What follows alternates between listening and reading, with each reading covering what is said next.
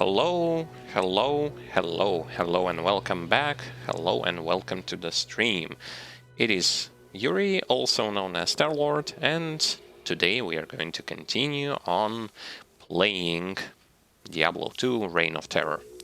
Now, we are following almost exactly from where we left off, well, and with one current exception, is that I have toyed around a bit with trying to increase my resistances, as well as doing something for my pets, as well as understanding a little bit more about how the cube system works in this game, and etc, etc. I have also figured out that no, you cannot put a component if you already have rune on your piece of gear. You cannot put on top of it a component, which in return made me to sacrifice my rune that I had on my weapon in order to increase my personal chaos resistances as well as my pet's chaos resistances. Well, sacrifices has to be made due to the fact that I know how resistances are important, were important in Grim Dawn, and they are going to be more or less the same important in this game as well, in this game mode. I have also changed my chest armor. I bought myself a new medal that I will be using on level 32, simply because it gives a bit more resistances, I guess. Yeah, it gives a bit more resistances, and mine is kinda clunky and kinda low level.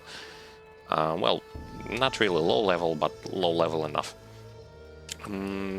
Besides that, I think that's all that I've done. Haven't progressed anywhere in the story, so we're going to hop into action in just about few seconds. If you want to check out beginner-friendly content that we're doing for Grim Dawn, you can do this by simply visiting our YouTube channel, link to which is in the Twitch tab section down below.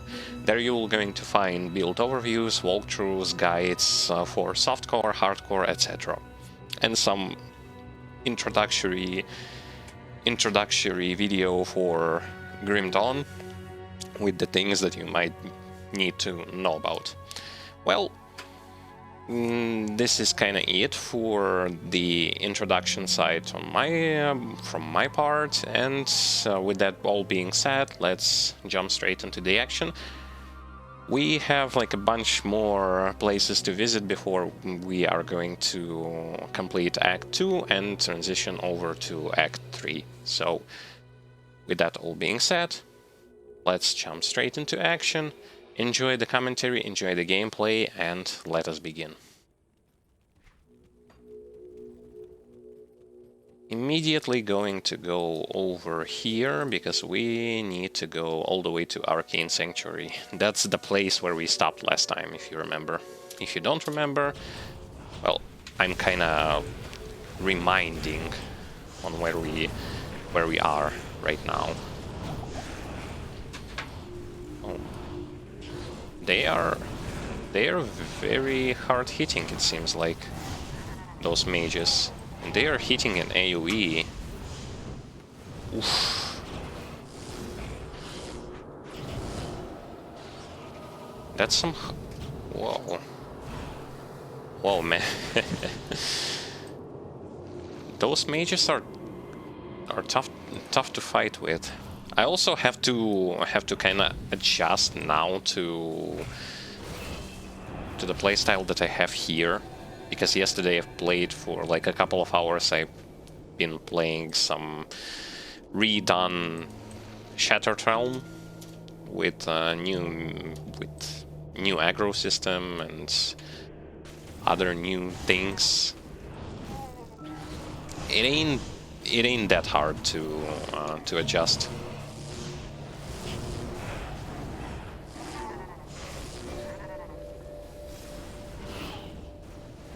Also, the thing about new SR in the Grim Dawn is that it is easier than it was before. And by easier, I mean way easier.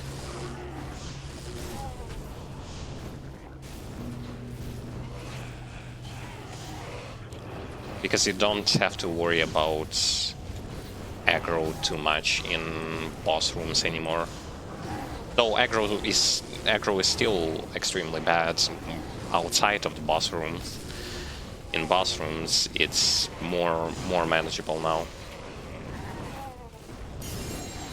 And I specifically tried it with the usage of my Summoner Conjurer that I was playing with, and I had done an overview for that class. And, well, I got almost to SR 90. I stopped at SR 89, and it was more or less decent.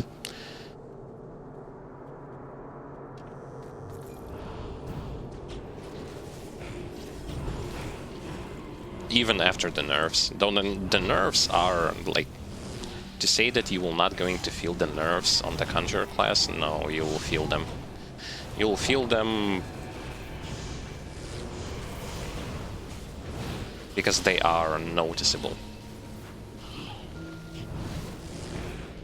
Look at them, those mages are so rough. Interesting thing is that when they throw a fireball at you, it's not just a fireball, that fireball also can leave a poison acid pool at the place where it landed. Oof, rough. Definitely rough.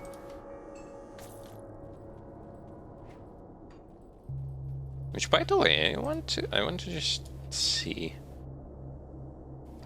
Pets resistances are kinda bad. But currently I can't do much about it.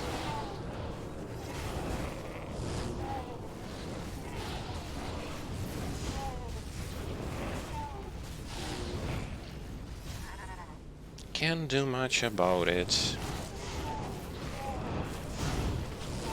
Ow. God damn.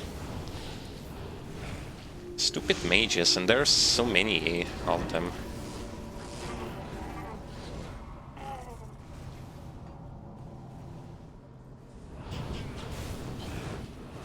Ever since the original, I like the design of this place. Especially because you kind of transition over here from the gigantic desert area, so it's a very nice change of scenery.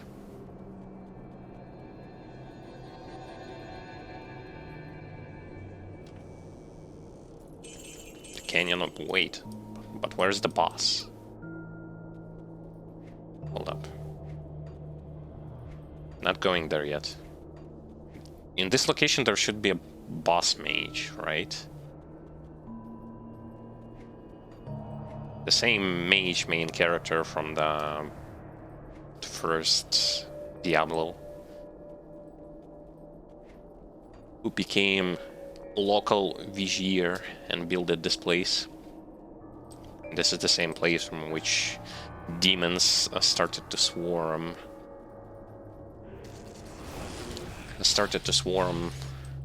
Palace.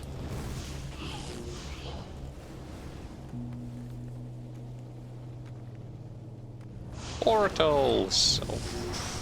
Oh shoot. One unfortunate thing is the layout. Because enemies can basically shoot you from anywhere. Well, your pets and you yourself can also do that, but hey. The only thing I can shoot them with is my Curse of Amplify.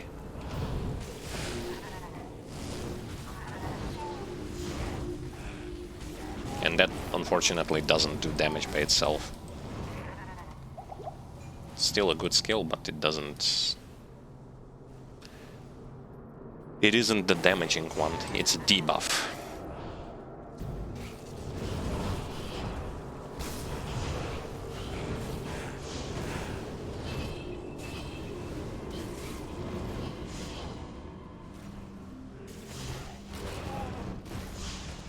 interesting to see that even though like I'm out leveling them,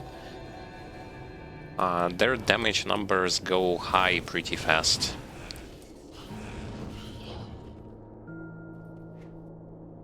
Which I guess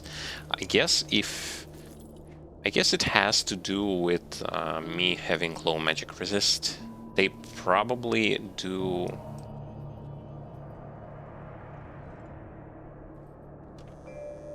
They probably do magic damage. It's the second portal that leads to Canyon of Magi. But as far as I remember, there should have been only one. Well, there was only one in the original, and it was guarded by the Vizier.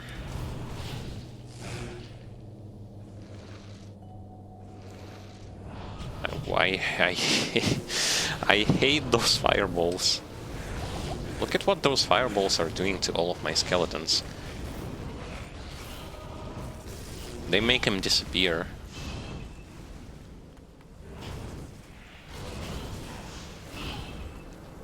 So I guess like the first fireball does not do... Like, first fireball does just the simple AoE. The second fireball does AoE fire magic plus poison. Is that what they want me to tell? What they want me to understand?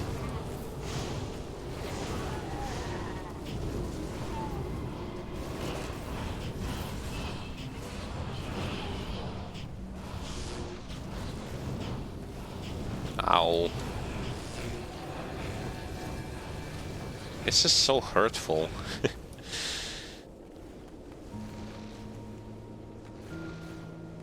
I have to be very cautious in this place, it seems like. Yeah. Let me level up. Let me level... Oh my god. Can I stand there like for 1 second without being attacked by someone? Okay, +1 into stats, that's as always. Then what? 1 into here to get that increase health regen, plus 1% total speed.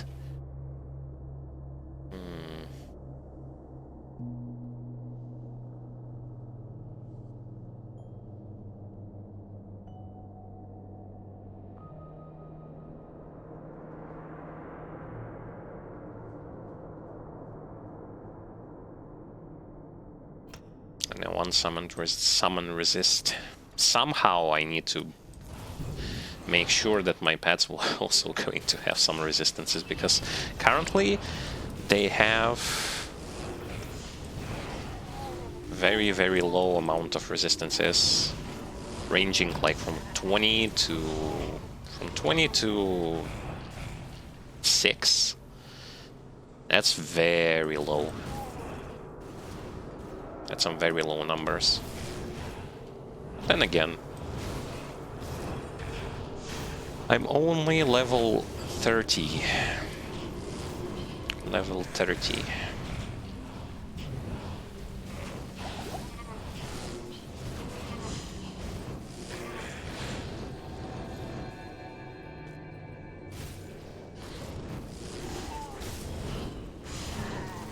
By that point in Grim Dawn I would have been like, I don't know, some massive level advantage would have had.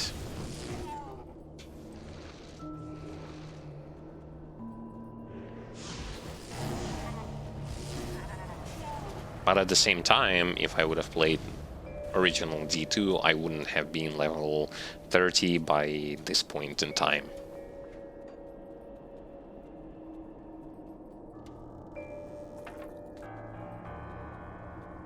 So yeah, it's faster than the original, but it's definitely still slower than in Grim Dawn itself.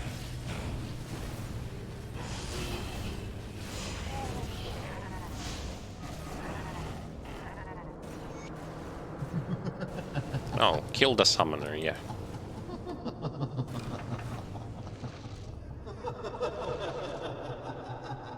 I can imagine him like one-shotting my poor skeletons. He was damaging one in original D2. It wasn't a joke. He was definitely not a joke, and I assume that here he is also not going to be a joke. There he is. Oh, nice model he has. He has different model from the model that was used in the original. In the original, he was a blue, like he was like those mages, but the blue color.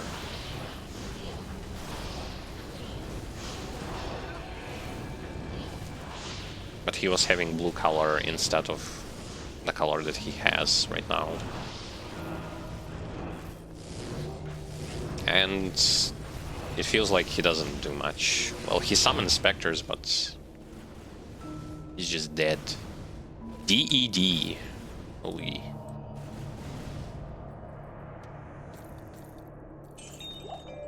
Seekers of the Tomb of Tal Rasha will find it through the portal, but know that the glowing glyphs recorded here in my arcane sanctuary are the signs of the 6 false tombs. The missing 7th sign marks the Tomb of Tal Rasha. Of the Herodrum, he might be called the Foremost. It was a shining but brief moment for the mage clans, when they set aside their differences and worked together against the common enemy. The Herodrum relentlessly pursued the 3 across the desolate empires of the East, and even into the uncharted lands of the West, leaving the Archangel Duriel's hands unblemished. Presuming the 3 to be vanquished, the Herodrum's unstable fellowship began to dissipate. Abandoning their sacred charge to safeguard the 3 soul stones, the disparate mage clans began to squabble amongst each other over petty differences. Their conflicts not only dissolved their brotherhood, but strengthened the evils which they had buried beneath the cold earth. 1 second, 1 second.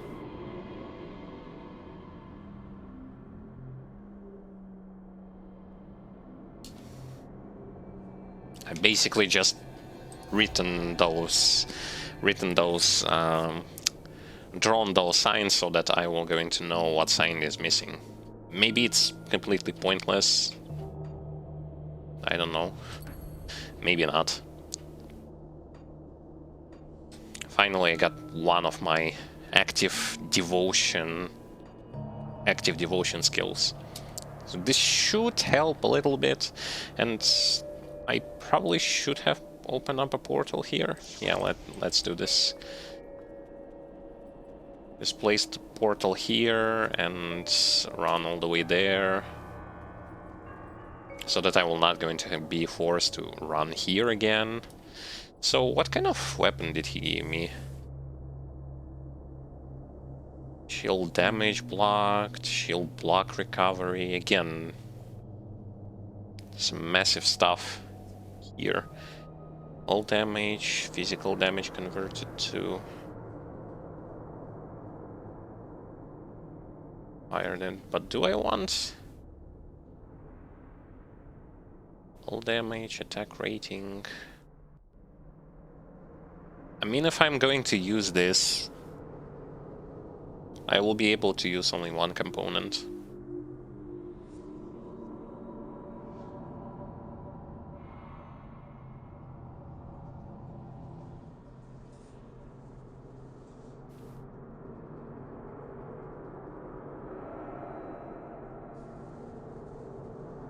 It does have a nice set of stats.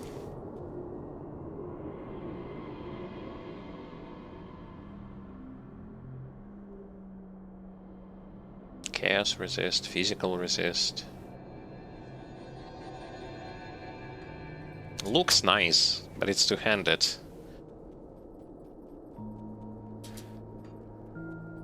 But but looks really nice. Maybe I will equip it. But actually, how much will I lose? How much will I lose? In terms of pure, for example, attack damage, 9. So 9 plus 15. 9 plus 15 plus 14.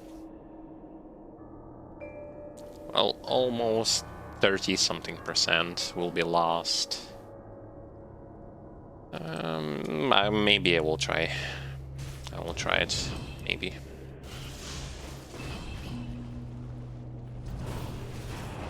I know that as a summoner you should be using like caster main hand, caster offhand.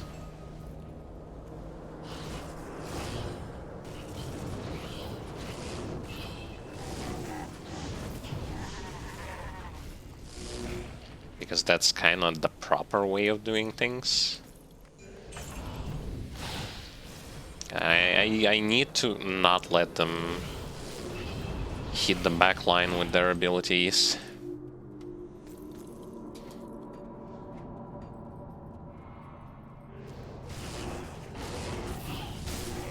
Because when they do, it's just this so much AoE stuff.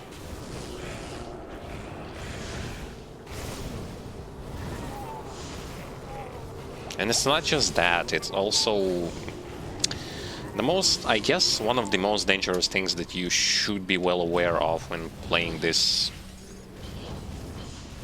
modification is that each enemy, even if he's just white enemy, their attacks will going to still apply 2 to 4 to 6 debuffs on you 100% of the time. So, very, very, very, very troublesome.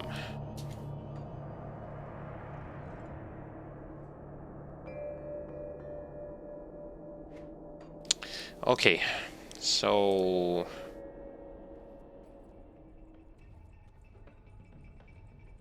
let's go and test ourselves this weapon. This weapon that we got. But what do I want to keep? Do I want to keep this on the weapon? Or do I want to have...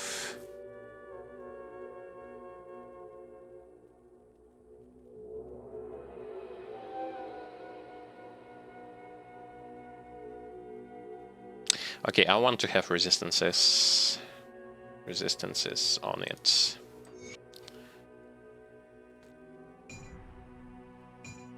But those I will going to keep in the stash.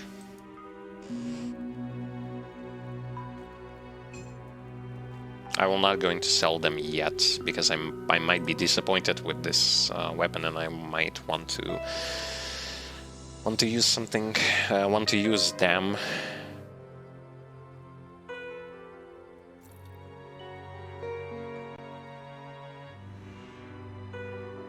My chaos resistances are now 52, which is good. Magic resists are still kinda lame, but it's okay.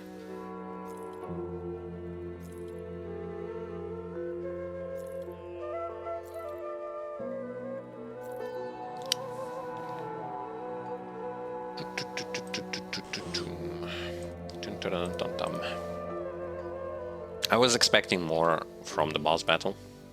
Stay a while and... I was expecting more. And I have this Reap Spirits over here, chance on attack. Well, I personally will not going to be attacking them, so this chance on attack might as well be useless.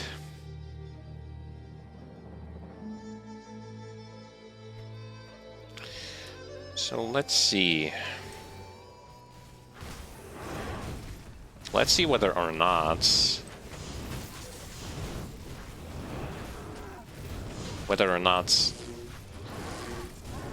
changing the weapon is going to change anything. Stop throwing rocks at me. Holy. Or is it my golem that throws rocks? Because he also has this ability. Oh no. The seizure. The seizure shrine. I call it seizure because with a lot of movement speed and due to the fact that all I do is basically run around and throw one skill, like one debuff on my enemies, I'm having not the best time in the world when it comes to like having to circle around like that so much.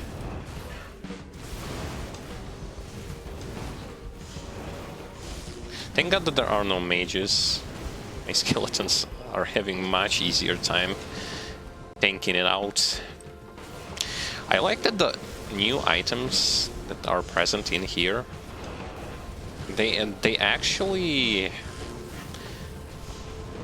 have some gigantic stat numbers, like this ring, for example, or even this staff, for example. It has bajillion of stats on it.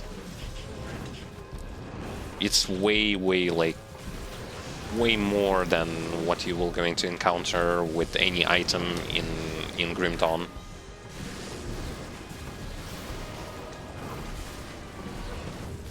Then again, we also remember D2 for having some massive prefixes and suffixes amounts. So I guess if you are a seasoned veteran of D2, this will be a complete norm for you. But for me, since I was a more casual player in this game when I was playing it, I'm looking at all of this and be like, whoa, what the hell are these? What are those? Wait, shouldn't they be opened? Another seizure rune. Oh my.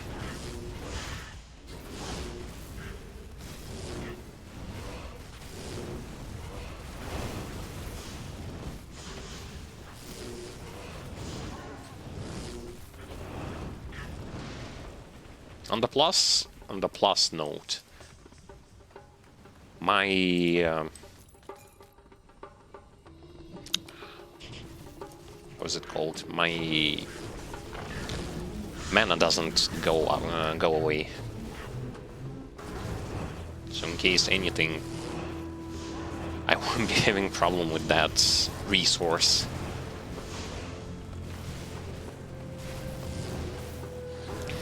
No problems with mana. No problems with mana management.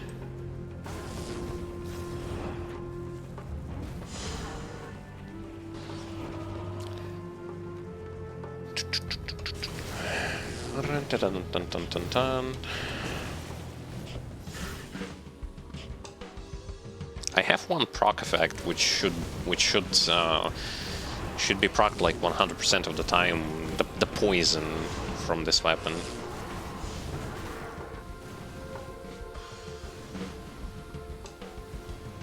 Or is it not from this weapon? I have the poison somewhere.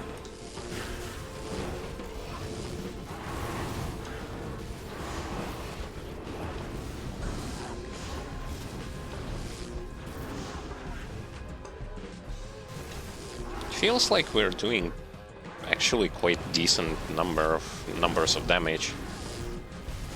Number of damage. Also, I guess I was wrong, and this ghost can pop up even if I just cast Curse of Amplify. Which is strange. So I guess the Curse of Amplify does like work as a source of me technically doing something to the enemies, I guess. It shouldn't be like that, but it is.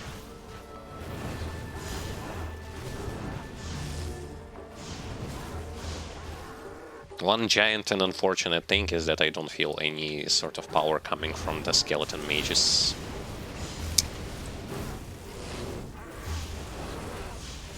And that's because mostly I will be just focusing on the... I'll be just focusing on physical bleeding types of damage, and they do not fall under any of those categories.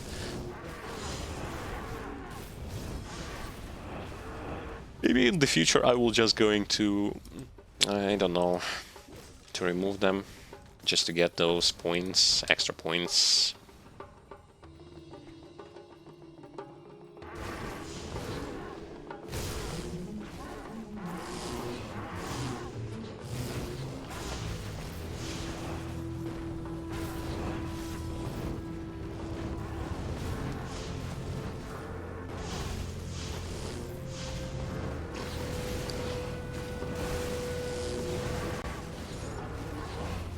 So there is also a projectile speed for pets in this game mode. Now, how should I even put this? But to be completely blunt, unless I will be pairing up Necro, which I didn't want it to do, this stat might be kind of pointless, although it just can be pointless due to me not having or relying that much on range summons. It isn't it isn't bad. It's just that I won't going to find use for it.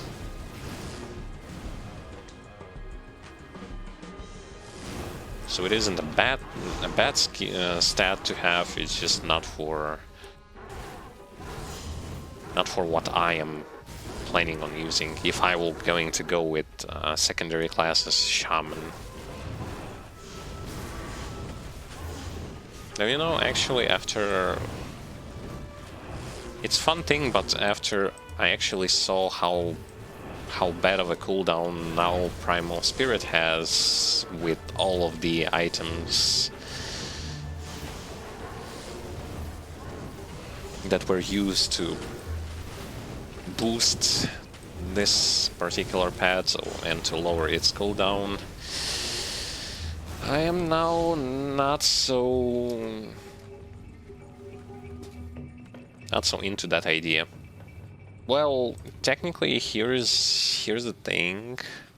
Where is that shaman? The last patches, things that were done transitioned over to this game modification as well, it feels like. So the Primal Spirit right now has also 45-second cooldown instead of 33 that it used to have. Feels bad.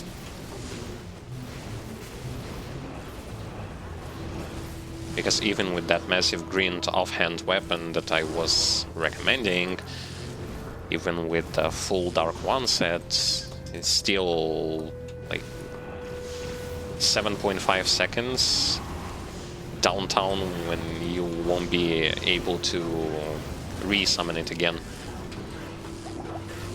Before the patch it was 0.5 seconds. So yeah, you can see the difference. The whole whooping 7 seconds of cooldown.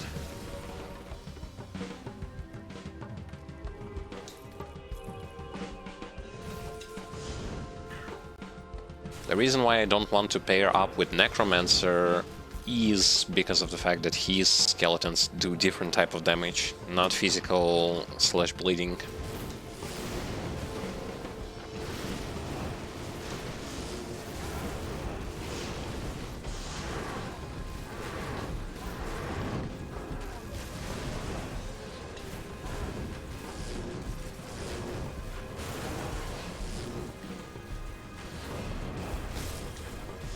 I mean, we shall see. We shall see how things are going to go. Basically, his pets, his skeletons, They do vitality. Vitality physical. With increase to elemental damage, vitality damage, but no increase into physical damage.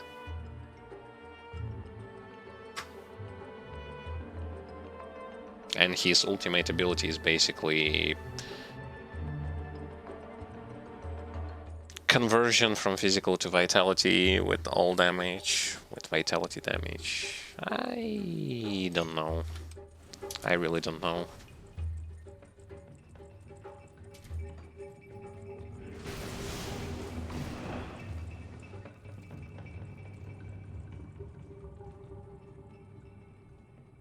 And because see, they just do physical, elemental, or acid.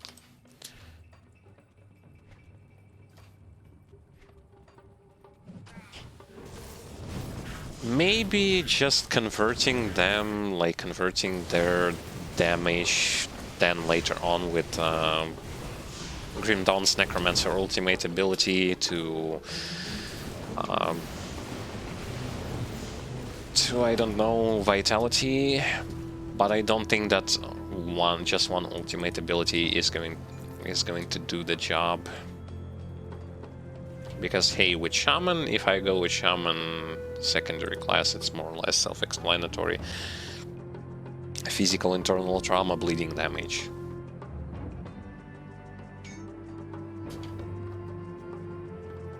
It's obvious why go this way and not the other way. And it turns out it was useless for me to write down all of those things on paper. I mean, symbols for the tomb, because only one tomb is available. In original, there were like that location and all 7 tombs where you can enter.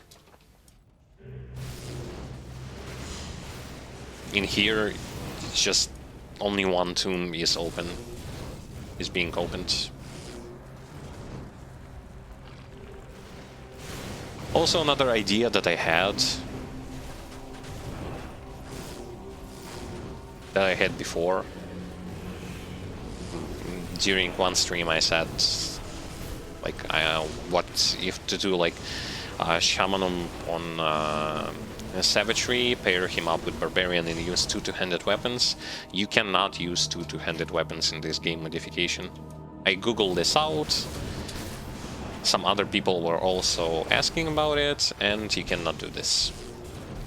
Turns out it has to do something with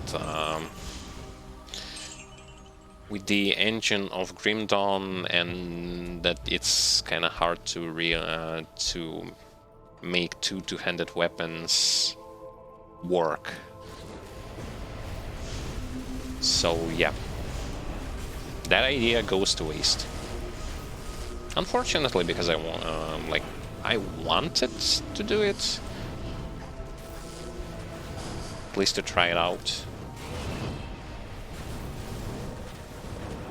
to see maybe it is going to work. But if it's impossible, okay. I'll figure out, like, there is a million more possible combinations that you can go with.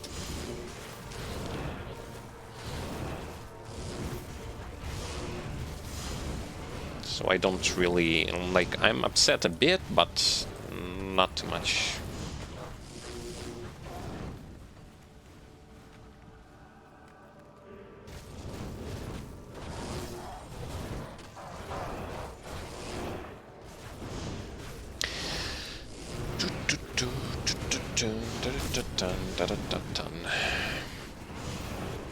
Also, when it comes to crafting materials and stuff, from time to time, when you are visiting town, you should visit merchants. They are selling crafting materials, like ether crystals, components, and some other things as well that will going to be used for crafting.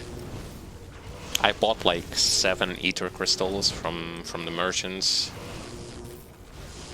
It's a good deal,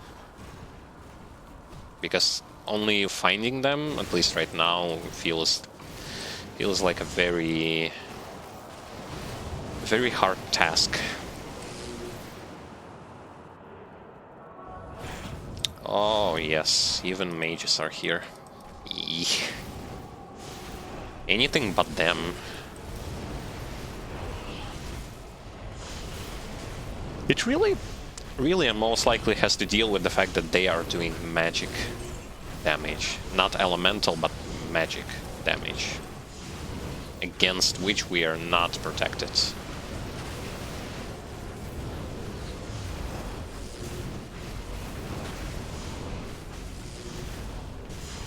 Him just running around and casting that Curse of Amplify. Nice gameplay. This is why many people don't really like playing Summoner, because he himself ain't going to do that much. He's just gonna run around and support the combats of his pets.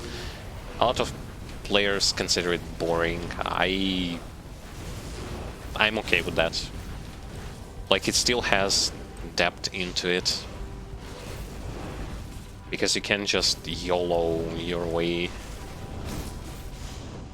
through with doing nothing or just standing in one place. Because if you will stand in one place, well, chances are you'll die.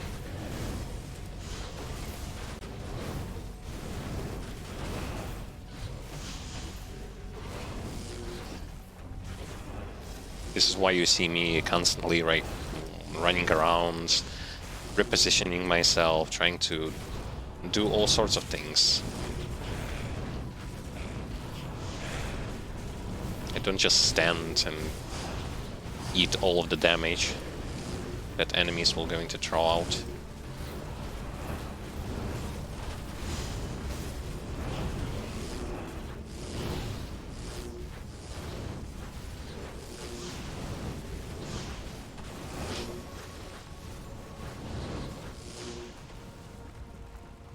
Okay.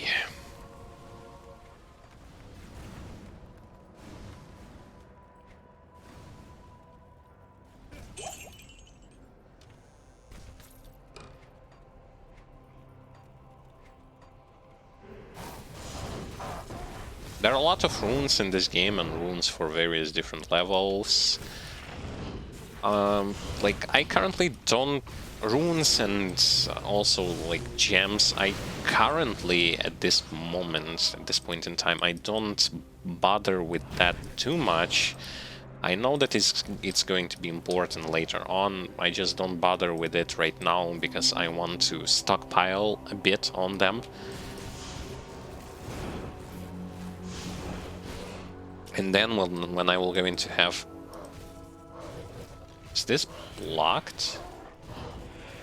Oh, it is locked. Amazing. I'm like, why can't I get in there?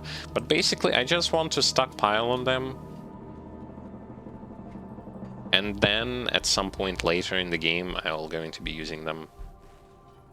Using crafting. Because right now, with how much I'm going to change gear, like, keep in mind, it ain't your original D2 where you will be, like, sitting with some items for, like, 10 to 15 levels. No, there is going to be plenty of items that you're going to be changing to, like... Item pool is gigantic, so... You don't have to be, like, relying that too much on crafting or something like that, because even if you won't do that, you're still going to, at some point, you're still going to get something good to equip. Yeah, my skeleton mages absolutely do no damage. They're just so useless.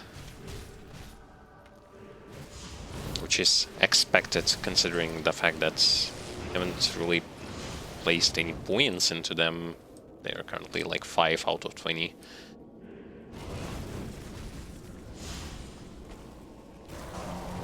But hey, don't mind me. Told you I'm not going to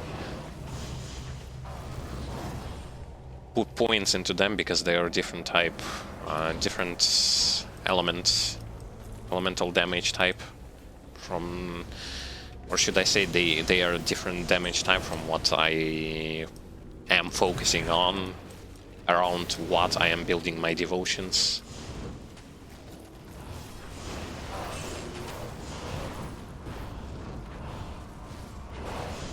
And by the way, we today are using Grim Internals again. This is why it's going to be much easier to understand what the hell is even going on the screen.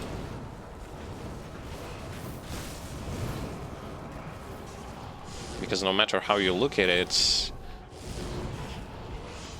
Grim Dawn with and without Grim Internals are two different things. That's just me speaking from my experience with this game when I played with this modification, when I didn't play with this modification.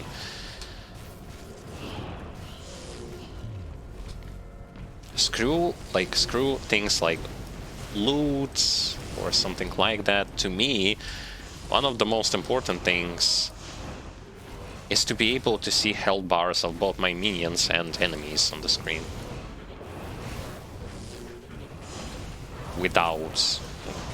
Because without it, you can't even see, unless those pets are huge ones, such as Briar Thorns, Primal Spirits, Hellhound, as well as a Familiar. You won't be seeing the other minions' health bars, and that's really bad. Especially if you play as a Necromancer summoner. Because your masses of pets, your mass of pets will be consisting of those skeletons. And you won't even going to know, are they dying? I mean, they will die fast, but it's still better to know what's the situation and how you can influence it.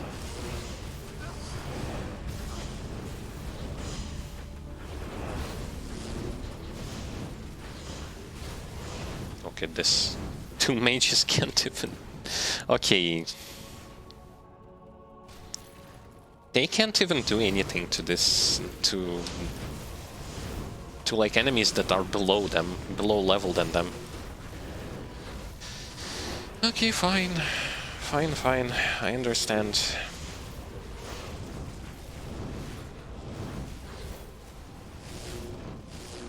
I definitely understand this. 1 point into here. After, I guess at level 34, I will just get the revive skill.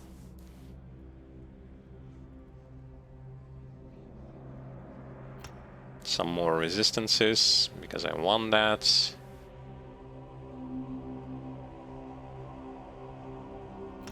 And I want some more value for my skellies and some more strength. I'm going to dump a little bit more points into strength because I want to increase my HP, and I want to make sure so that items that will have strength requirements will not going to be an issue for me.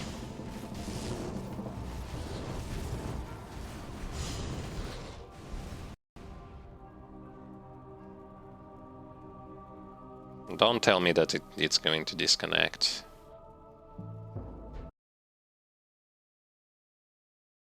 Why is it happening again? Well, the second disconnect. Amazing. Amazing. Now we'll have to kill monsters again.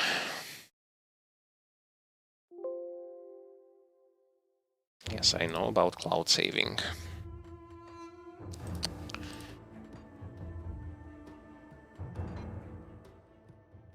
Well, at least my progress saved.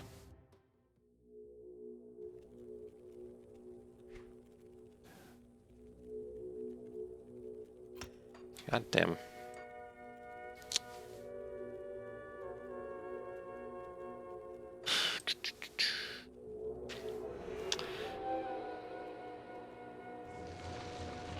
Well, on the previous stream we also had this one.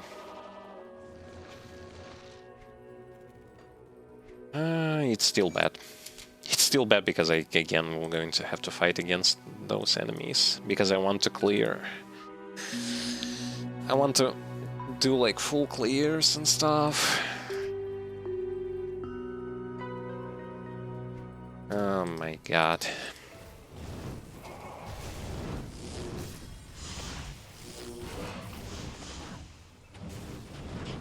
Oh, and it will going to be in a different place right now, right? Yep. It changes the entryway.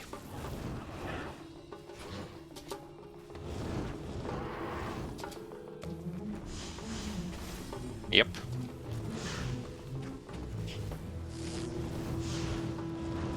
The biggest issue with that being... well, it changed the entryway, but it's still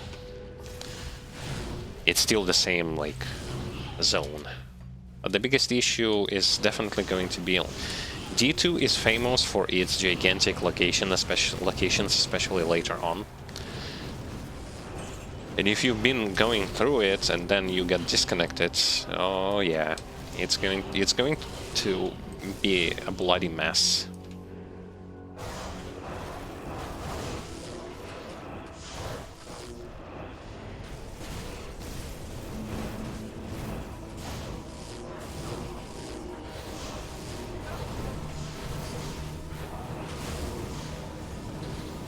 Well, hopefully no more disconnects are going to happen.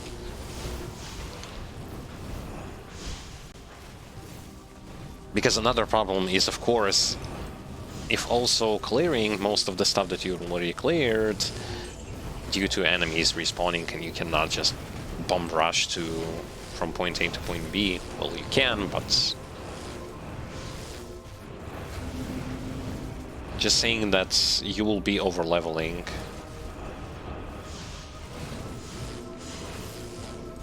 And if anything, I don't like to just over-level because of the fact that I was forced to double clear location due to disconnect.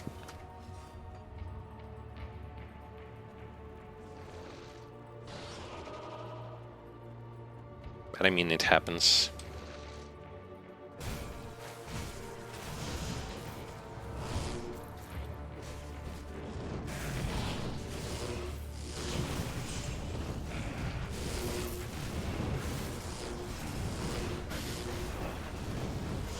So I like already have this problem with mages being annoying.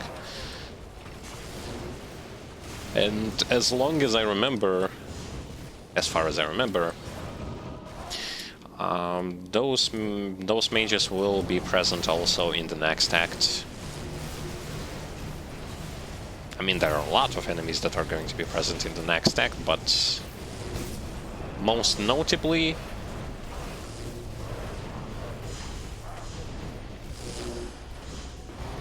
mages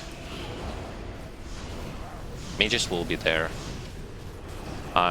near the Temple of Paladins. Well, almost at the end of like at the end of things, when you are going to like fight Mephisto and some Paladin leaders, well, corrupted Paladins.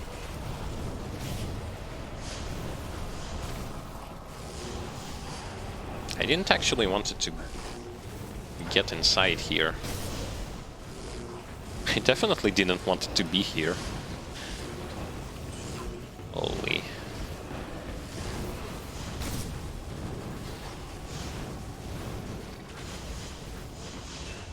Oh, my golem died. Haven't even paid attention to that.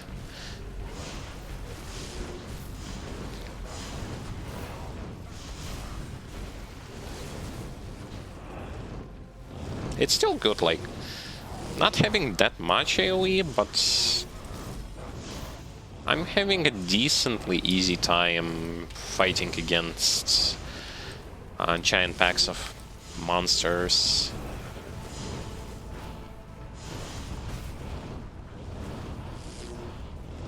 Did they stuck? They stuck in the wall. They've been summoned and stuck in the wall.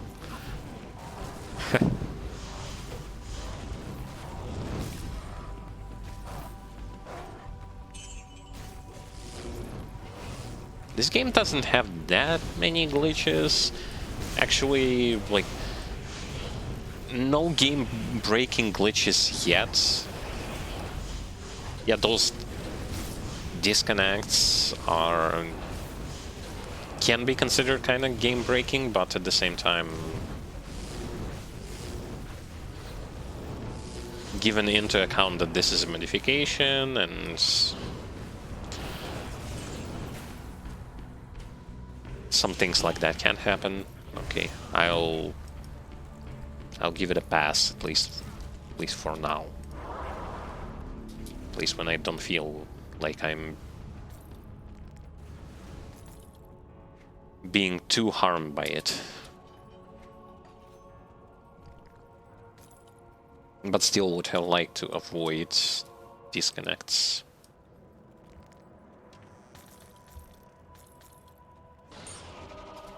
By the way, the next BlizzCon that is going to happen basically is going to be mostly about Diablo franchise.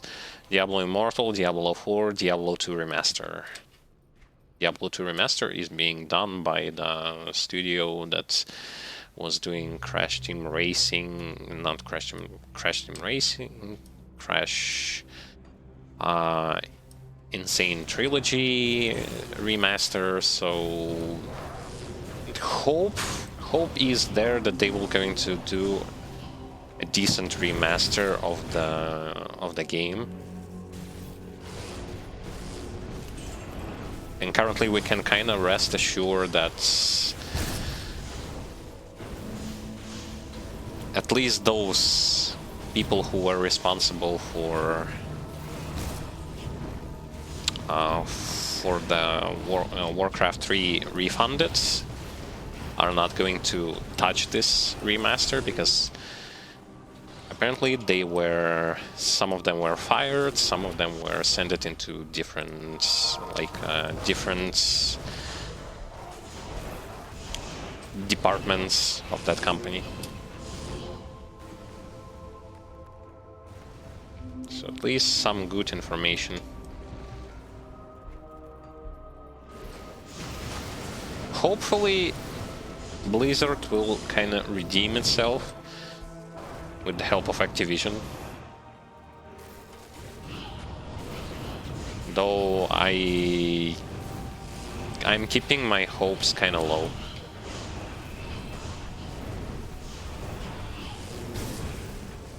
If anything, modern game development has made me realize one simple but yet kind of important thing: just keep your expectation low. Even the most promising company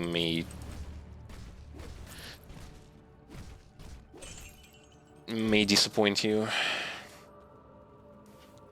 Yes, CD Projekt Red, yes, I'm talking about you. Your Cyberpunk Cyberfail 77.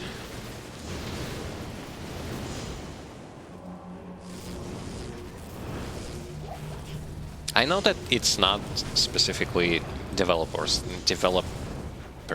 fault. Developers are just doing the job that they're being told to, trying to like do it and do it in time when they were told to do it. And it's more or less those who are giving money are those who oftentimes they are responsible for fails that are happening. Yeah, I know that. But still.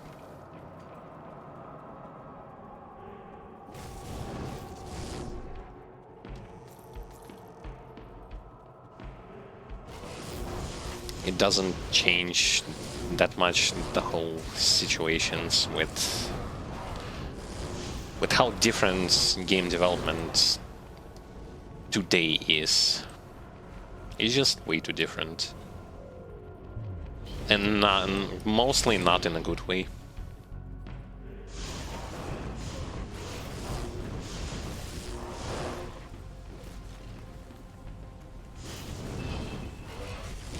Okay, so are we almost done with this place? It feels like we are.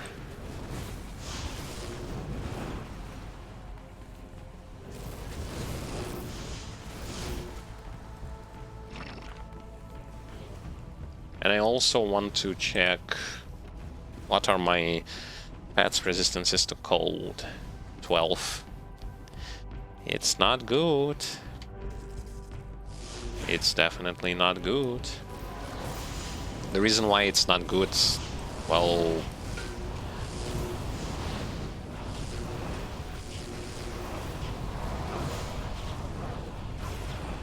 you're definitely going to see this with the fight against Duriel.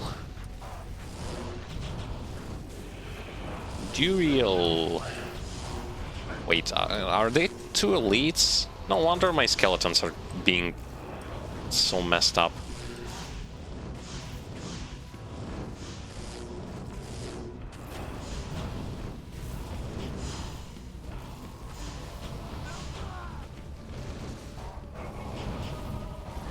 Come on, just kill him.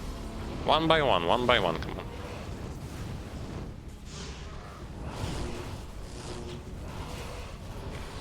Two stacks of elites with their minions. I know exactly what's the problem and why my pets were dying so fast. Stupid mages. See? Without the mages, they're kind of... They can't do much.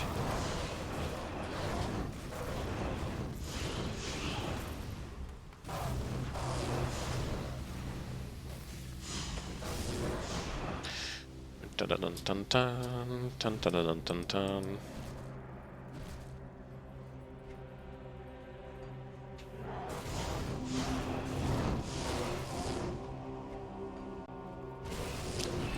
I probably should have went this way.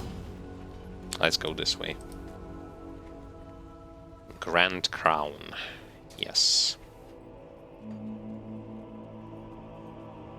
There's still one item, in particularly a sword, that we have not yet seen. Well, that I have not yet collected. You know, the crystal sword. In Act 2 there were plenty of those crystal swords.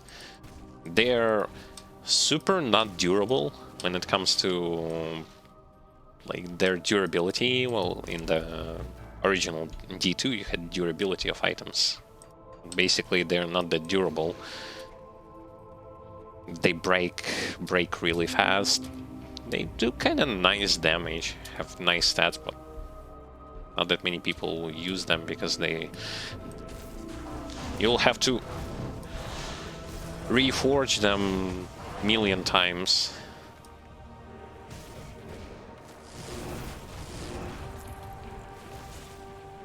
Yeah, I see that over there is where we need to go.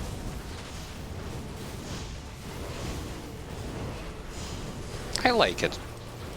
Overall, the second act was kind of nice.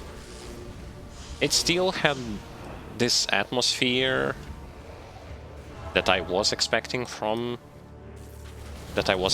Act 2 to have. Atmosphere of the original. Wasn't like full on like the original, because as I already said like many times, this game has the feeling of the original, but this game is not exactly like the original. So it's kind of like, it's kind of natural that you're going to feel this particular feeling. But it was still kind of a nice place to be. with exception of those mages that I really, really, really want to get rid of. Okay, so here we are.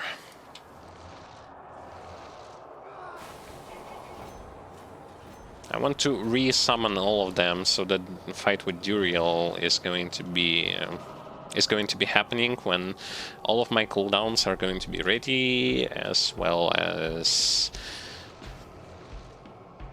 every pet is going to be having like full HP.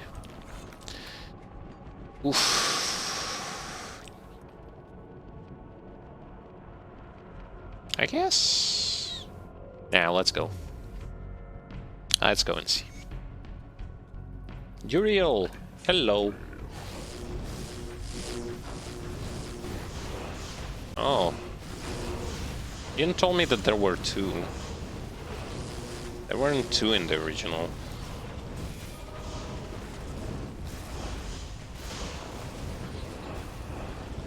I'm going to get rid of this Vanguard.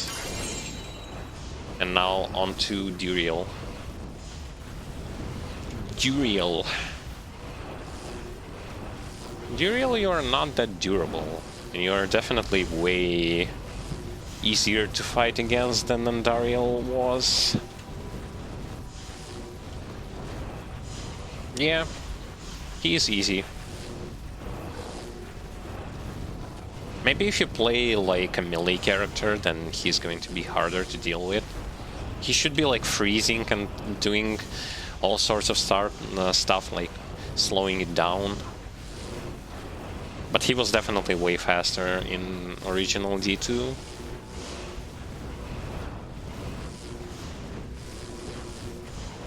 Because the fight, like, this fight is one of the most memorable things about D2, especially as a melee character, like melee character-wise.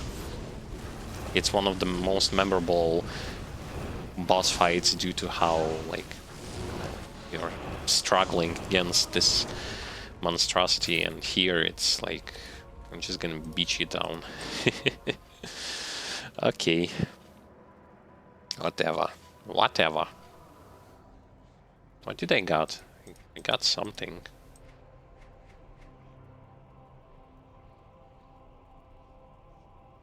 I got something. Oh, there's the staff. Well, it's not for me. Open sesame.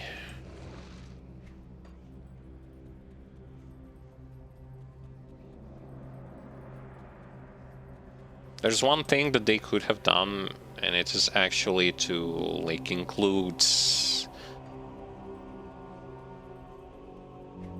a bit more like cutscenes.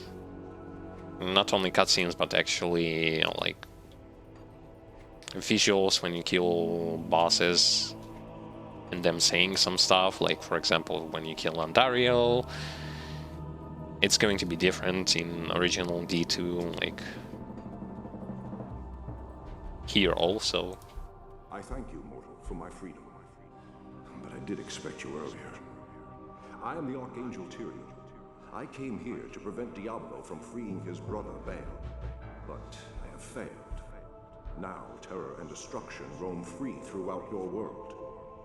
Even now, they head towards the eastern capital of Kurast, to the very heart of the Zaharum Temple. There they hope to find their eldest brother, Mephisto, the Lord of Hatred, who was imprisoned there ages ago. If the three prime evils unite, they will be invincible. Though it is unclear as to what their aims are, it is certain that they must be stopped at all costs. I am broken, and the energies that tie me to this world are diminishing rapidly. You must take up this quest and prevent the three brothers from reuniting. You must cross the sea and search for Diablo and Baal in Kurast.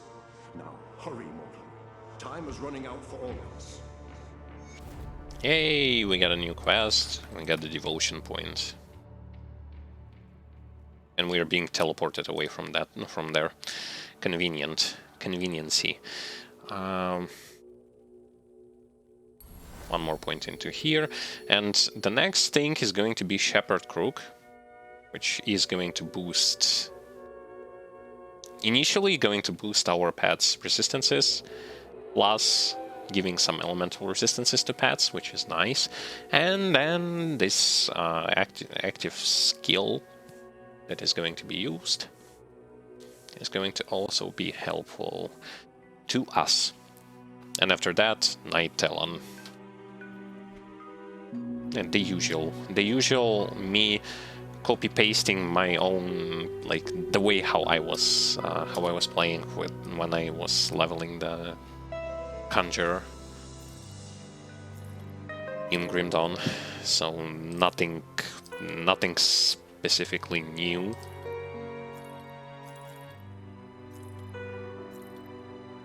My only hope is that it will going to work properly, because it can be a bit of a problem, considering the fact that I am combining two like different classes, but it should be fine. Okay, so this place is being saved by us. We saved Loot Ghislaine from demons. Now it's time to save some other places. Just stockpiling those purple items. For crafting, I guess? Yeah? Speak to Dragnon and speak to Sharon. Larger forces are moving inexorably towards us. You must now make haste to the tombs. I already was there. I guess I just should have done, like, gave this quest back earlier. But well, regardless. I still have no idea where exactly am I going to accumulate 81 devotion point, considering that devotion points are being given for quests. This is terrible news. Baal is in possession of one of mankind's most powerful mages, and the Lord of Terror guides his path. They must be stopped, for I am sure they mean to free their elder brother Mephisto, the Lord of Hatred, who lies imprisoned under the corrupted city of Kurast. I fear you are walking into a great evil, but your faith can save you. May you walk in the light always. Yes. I feel no pity for that would-be summoner. His terrible ambition for demonic power was his undoing. You merely hastened the inevitable. Faith is stronger than any armor. The shield will protect the body, but faith will strengthen the courageous heart. Blessings to you. Okay. Stay a while. Deckard Cain isn't going to say anything new.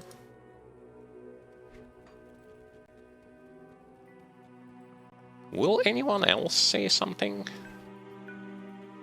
I mean, when it comes to main quest, I will going to hear what they have in store, but others are not so talkative. See, you can just go there and buy those ether crystals, which are useful. They're always going to be useful. You have done very well. Few could have come this far, let alone discover the true tomb of Tal Rasha. Unfortunately, I hear that Diablo and Baal have eluded your grasp. This is most unfortunate.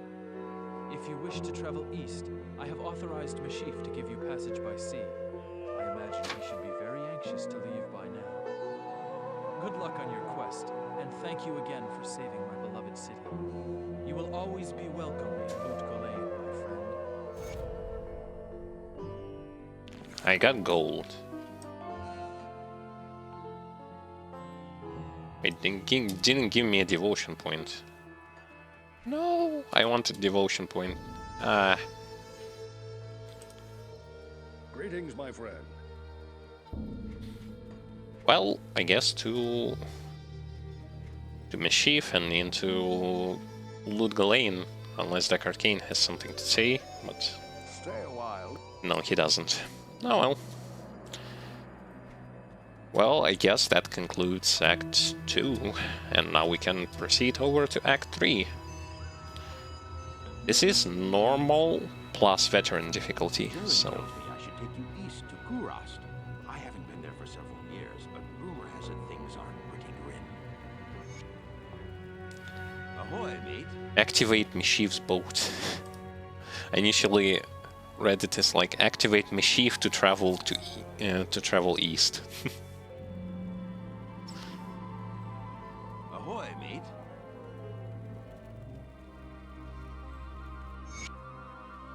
Here we are, Act 3. Oh boy, I really want to see how exactly they are going to draw, like how this act is going to be drawn visually. I gave you my word and brought you here as promised. But by all that's still holy, I wish I'd never returned to this accursed place. This fetid jungle can't be the fair Kurast I left behind. I don't know what all this evil is, my friend, but it's obvious that you must stop it. I only pray that you can before the jungle consumes the last vestiges of my beloved homeland. Good to see you again. And let's play the intro for Chapter 3, shall we?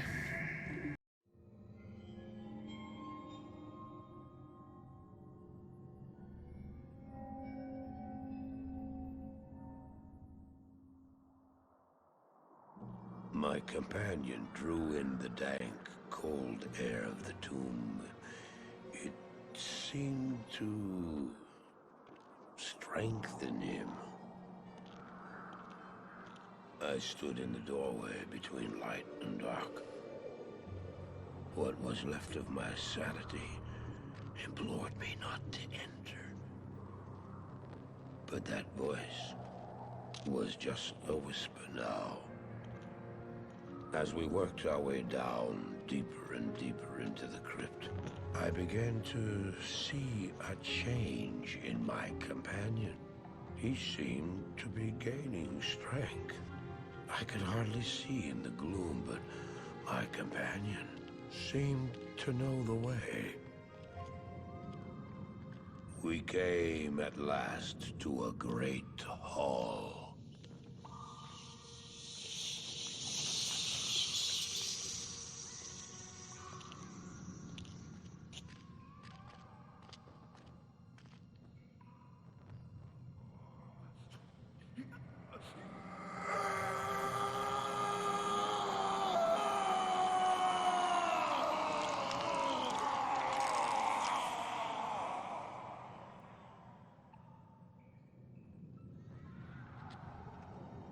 It was then I realized my companion hadn't been gaining strength.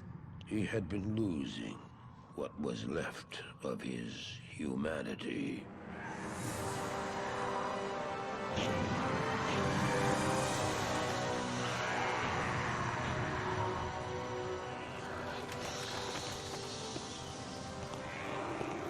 He moved with demonic speed, and then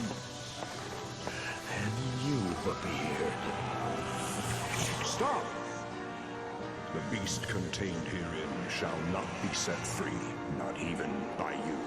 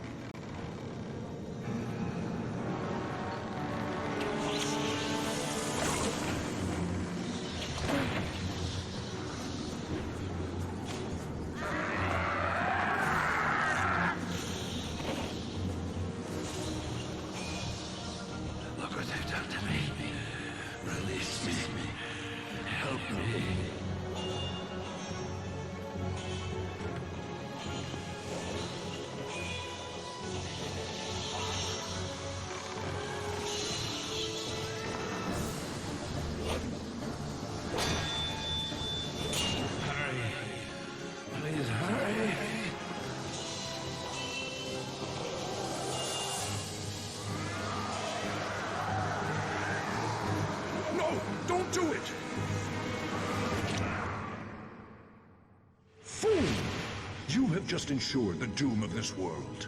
You cannot even begin to imagine what you've set in motion this day. Go to the Temple of Light in the eastern city of Karast. There you will find the gate to hell opened before you. You must find the courage to step through that gate, Marius. Take the stone you hold to the Hellforge, where it will be destroyed. Now run. Take the stone and run!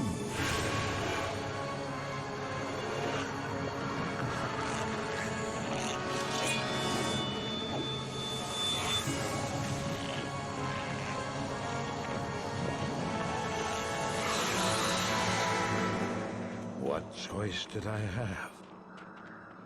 I ran. That freaking Marius.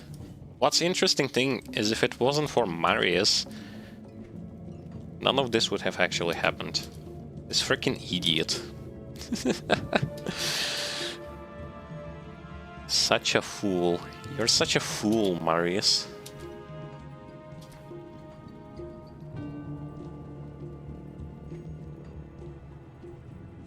You now speak to Ormus. He was once a great mage, but now lives like a rat in a sinking vessel. You have questions for Ormus and doubt in yourself. Ormus sees a strange dichotomy in you, as he does in all would-be heroes. Speak to him, and he may grant you wisdom in turn, or turn from him and seek wisdom in thyself. What can I do for you? What Heal can I do? wounds. Oh my. Okay, can I buy something here? I don't really want to. At least not right now. I don't necessarily remember Act 3 as much as I do with other acts. Hello there. You must be a great adventurer to risk coming here. My name's Ashira, and I lead the mercenary band of mages known as the Iron Wolves. We've been hunting down demons in the jungle for months, but no matter how many of them we kill, they just keep coming. Seems this whole place has been overrun by evil. Rumor has it that you've come here to help. If that's true, then I'll let you hire some of my mercenaries. But be careful. If you piss them off, they can be worse than those monsters out in the jungle. Well, I can later on like hire those mercenaries, but I'd rather stick with Mischief. Not Mischief, but with my Kasim right now. Damn it! I wish you people would just leave me alone. Oh, you're a necromancer, aren't you? I've heard that your kind use powerful potions and such to wake the dead and control spirits. I'd love to discuss what components you use sometime. I am Alcor the Alchemist. I dabble in potions and salves myself, and I can sell you some if you really need them. Feel free to drop by anytime. Who has not dreamt of immortality? One man is rumored to have done more than merely dream. Find the golden bird of Guile, and you might find the secret to everlasting life. Search for the statue. Alchemists believe that Guile's magic elixirs bonded with his body before his death. His ashes are therefore considered to be very rare, highly potent alchemical ingredients. If I could procure the ashes, I would create a potion which could defy death itself. Basically he's going to create a potion. Well, I don't remember, in D2 it was just a potion that gave you like stats, like extra stat points. If I'm not mistaken. It was something like that. I've not set foot in glorious Kurast for many years, but I never would have imagined it could be so corrupted. Certainly this must be Mephisto's work. You'd best get going, my friend. Diablo and Baal are still out there, and you must find them. Stay a while. Yes, I need to find and stop them. I need to find and stop them. Stop them for good.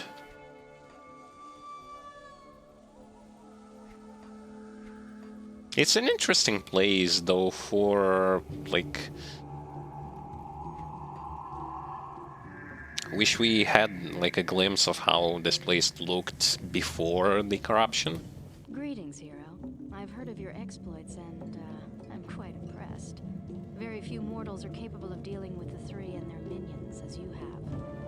My name is Natalia. I am a hunter of evil, part of an ancient order sworn to hunt down corrupted sorcerers. If I could, I would gladly join your quest to stop the three. But I must wait here for further news. I can't predict what will happen, but the danger is greater than we can know. Until I receive my orders, I'll assist you with the information I have. Your presence honors me. Golden bird, yeah. It's always like this, like when something has to be done to stop the greater evil or something like that. Other NPCs will just going to give you quests and info, but will not going to join you. Welcome to Karas, traveler. Few come willingly to this ancient city anymore. I hope you brought your wits with you, for sanity is in short supply here. My name is Ratli. I am a sorcerer skilled in metalwork. It'd be a pleasure to help you. I don't have many customers these days. As you can see, the populace has been brutally decimated by the forces of Mephisto. The canals run red with blood, and demons roam the land. A wretched jungle hell has already reclaimed much of Karas. The only safety you'll find is here at the dark side, where a magical warden holds the jungle evils at bay. But I don't know how long it will last. To make matters worse, the children of Zakharum are in league with the forces of Mephisto. The Zakharum have concentrated their power in the temple city of Travancore, located within Karas deep in the jungle wilderness. It's true, their zeal is unmatched, but I say the so-called warriors of light are nothing more than the twisted puppets of a hidden hand. And basically they were corrupted by Mephisto. That whole Paladin order was corrupted. I'm unfortunate. Oh, truly unfortunate. Still have no... Like level 31, I still have no recipe for relic that can be used as a summoner. That's even more unfortunate. Well, I guess that's all for exploration in this place, and we can step outside and search for that golden bird. Golden bird. Kuile, in searching for immortal youth, found only an early death. His apprentices, seeking to live forever, burned his body in order to derive benefit from his ashes. Stay a while and...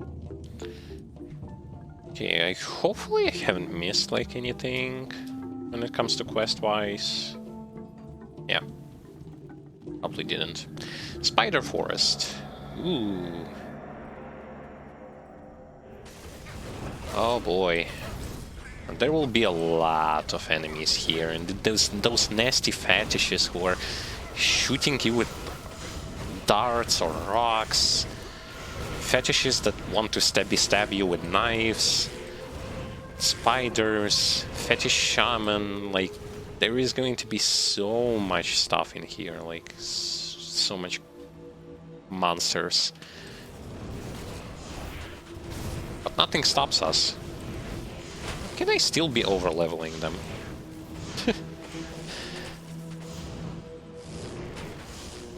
Yes. Not only do you not being cackled by my pets, you are also hasting when running after me. Sure.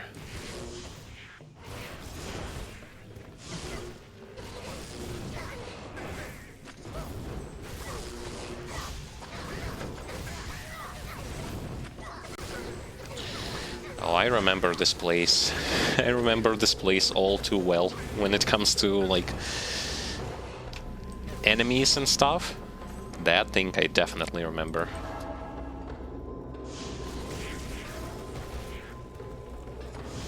Those little bastards shooting, attacking.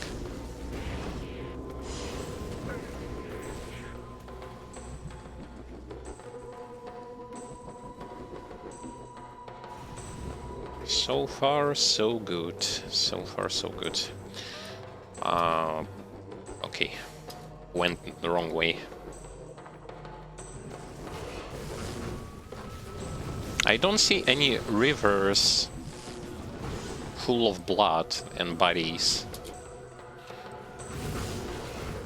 Actually, the water looks pretty clean, at least from my perspective.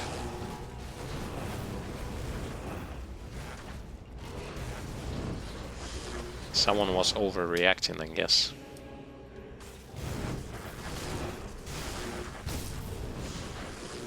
Sucker. Wow, what an interesting name for those mosquito enemies. It's a bunch of suckers. Where did you came from?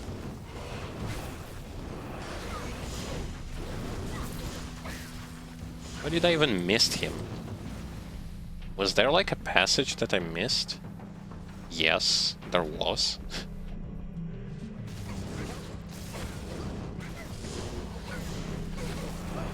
I gotta be careful of not missing like any important places. Places to go need seen.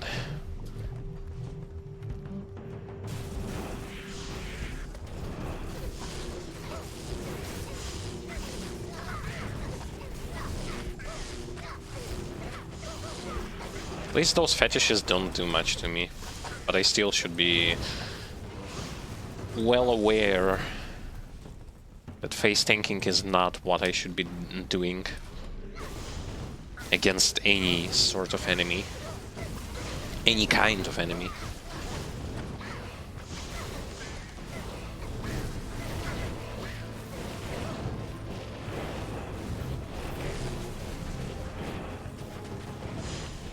Okay, so truth be told, doing semi-decent job when it comes to getting rid of those enemies. Not too fast, but not too slow either.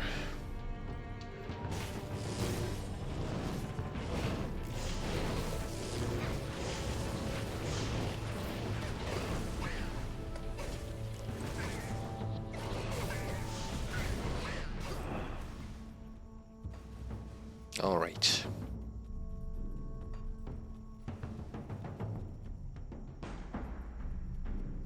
Jade figurine. Wait. When did I even grab that? Hold up. I missed the point where I actually collected a quest item. Okay. Whatever you say. Guess I somehow grabbed it.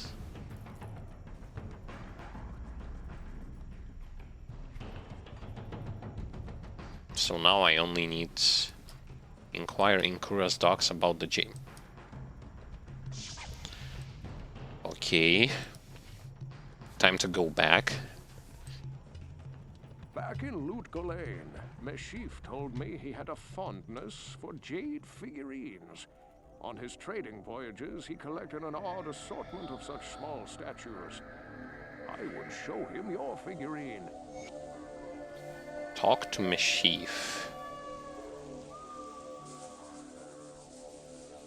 It's not Meshif. I like that the movement speed is really, really fast. Praise you. That jade figurine will complete the set I was collecting. Here, I've had this statuette of a golden bird for years, but I consider it a fair exchange. Oh. That does, I guess that does it for the quest with the golden bird. Never forget that your ultimate purpose here in Kurast is to destroy Mephisto. The ancient Horadrim imprisoned the Lord of Hatred inside the Guardian Tower that is located within the temple city of Travancore. Know this, friend. The only way to gain entry to Mephisto's prison is to destroy the artifact known as the Compelling Orb. Mephisto used this device to control the Zakarum priests and their followers.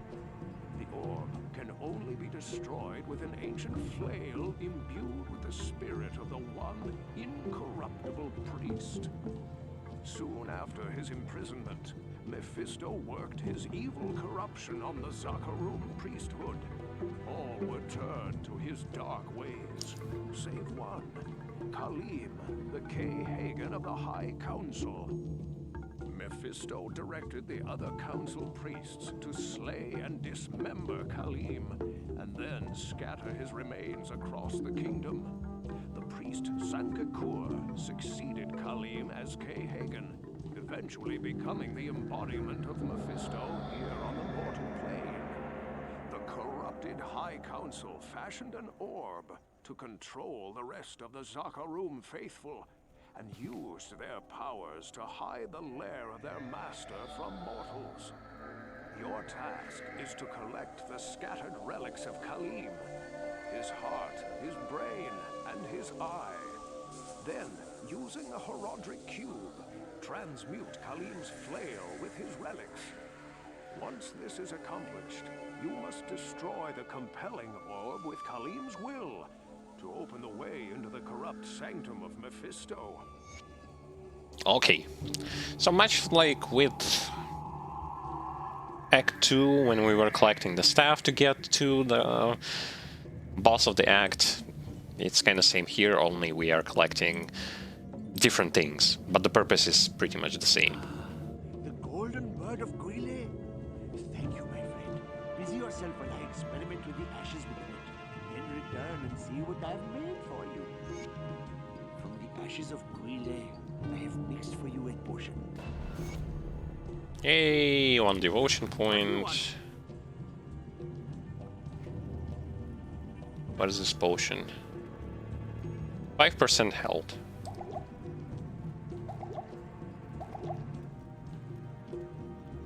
Oh, okay. It works like this. Interesting. But if I put it into...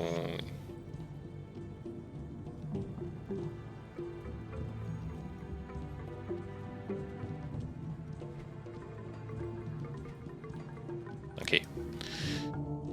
Speak with Hradley. Where is Hradley? Oh, there he is. But first things first, 1 more point of devotion that goes into here. It's gonna take a while till we gather them all, but still good. As I told you before, I placed an enchantment upon the dark side in order to keep the demons at bay. But lately, the enchantment seems to be weakening. If memory serves me correctly, there is a holy Skatsimi blade that could revitalize the enchantment. The blade is called the Gidbin. Find it, and our sanctuary here will remain safe. Okay, find the blade. She also had some sort of a quest for me, didn't she? Well, I mean, there was the gray. The Gidbin will reinforce the enchantments that protect the dock side from the evil that infests Kurast. Such a beautiful statuette. But you'd think it would have been better cared for. There's a compartment here that's full of dust. Hello. Okay. Well, I guess nothing more that we can do. Got myself some extra HP. 200 HP. In the hopes that it will going to help with survivability, though it actually will not, but nah, whatever. So, shall I just put 2 points into it?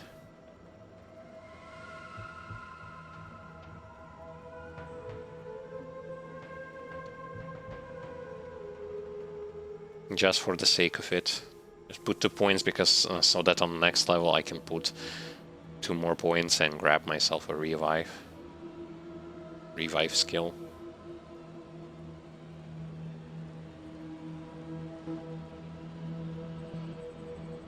No, I don't actually want to do that. Okay, let's do 2 into Skeleton Mastery. Whatever. Whatever. Make my skeletons great again. Not that they were bad, but... Whoa, what is this? Yeah. What was that, like 10 debuffs? Yeah, thank you. Thank you for such a delightful...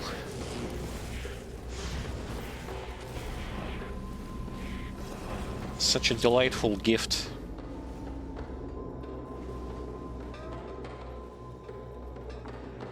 Imagine also trying to kind of remember what each of those debuffs may do to you.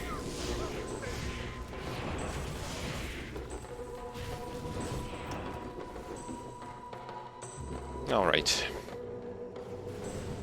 Just based on their icons, I mean.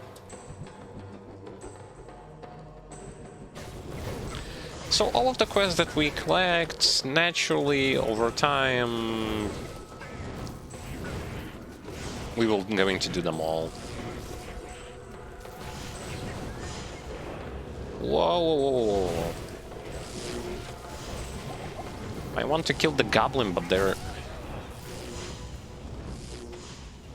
Torrent hulks all over the place.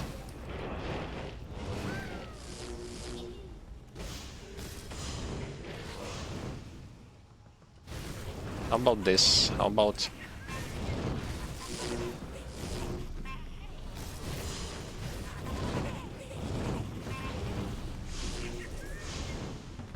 Are you... I cannot believe this. I cannot freaking believe this. Again. And I was like thinking, should I do this again? Should I like move them myself so that they can attack? Turns out I should have.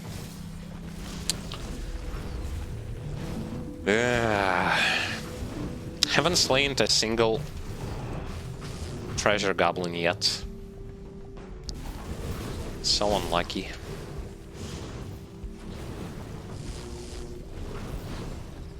Because when the target is moving and you are also moving and your pets are moving, it's hard for them to attack it.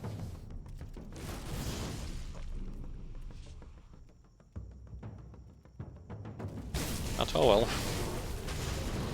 Not to discourage myself too much about it.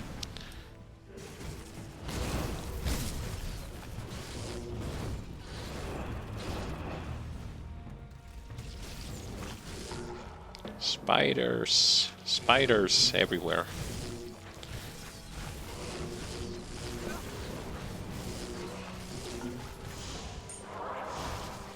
Oh, random debuff. Sweet. I haven't seen those totems spawning elites for quite a while.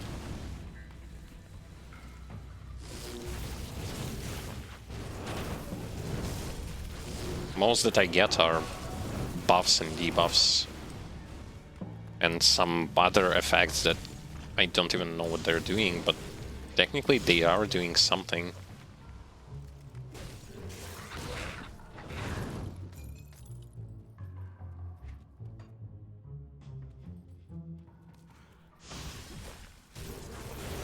Those places have some really odd music.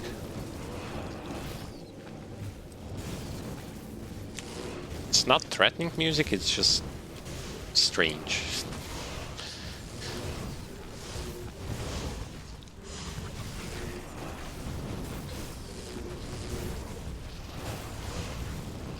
Okay.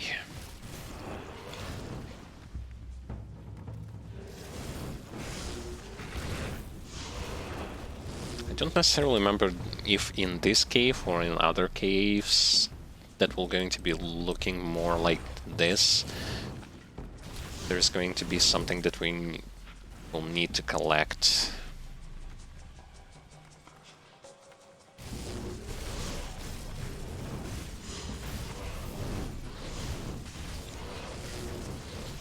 Spider Cavern. This isn't really a spider cavern, it's Arachnid layer. Well, technically it can be considered a spider cavern,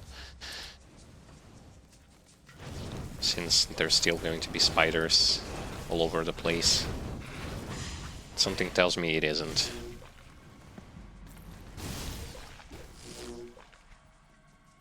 Oh wait, who is this? Larachna. How do I get there? Oh, from this place. A secret boss? Is that a secret boss? And I'm hearing D2 music. I mean, Diablo 1 music for some strange reason. How much HP do you have?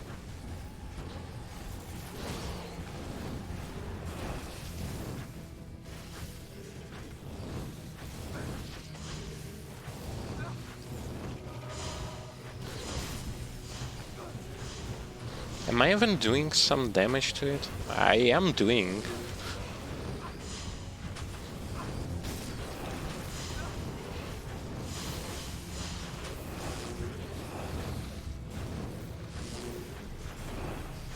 I am doing some form of damage to it.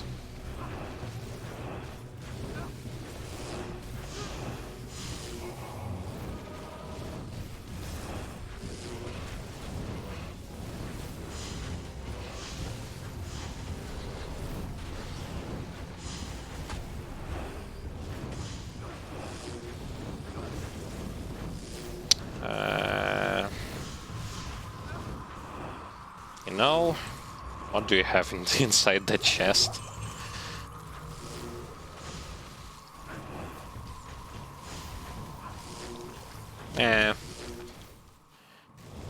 It will take me ages to kill those things. I don't want this. That spider had like 1,600,000 HP. 1.5 million HP. And even though, yeah, it's possible to just stay there and kill it,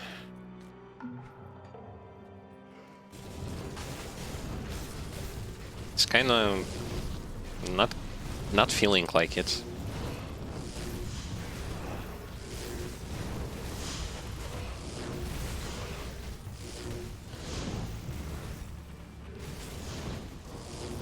All of those secret bosses.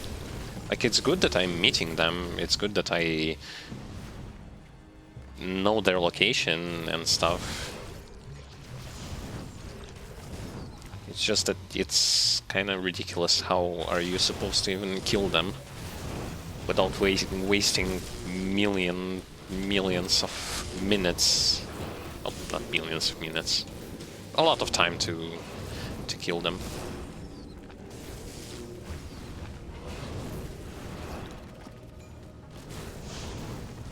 I don't really think that even if I'll kill them, it's going to be worth it.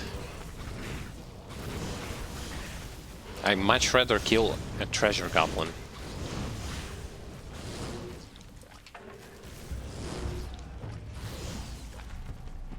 Which unfortunately is something I also can do.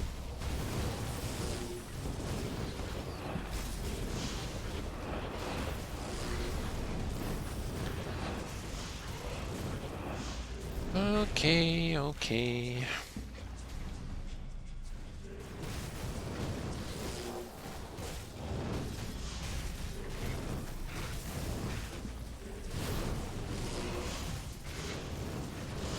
They're barely scratching my skeletons. Barely. But what is good is that I'm almost done with skeleton mastery skill.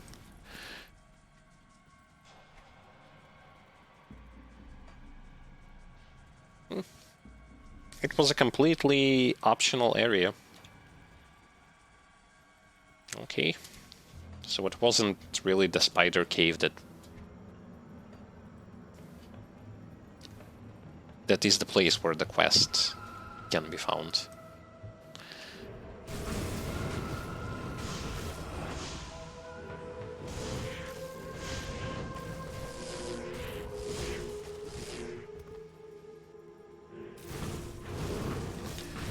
jungle hunters.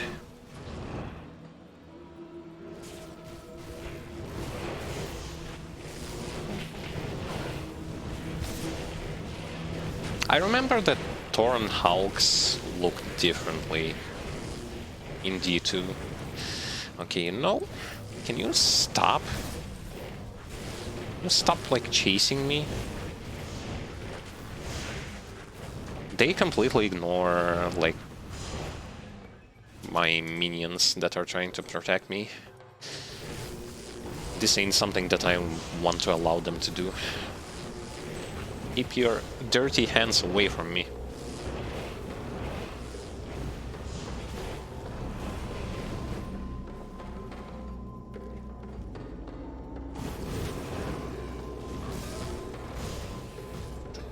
Dun, dun, dun, dun, dun, dun.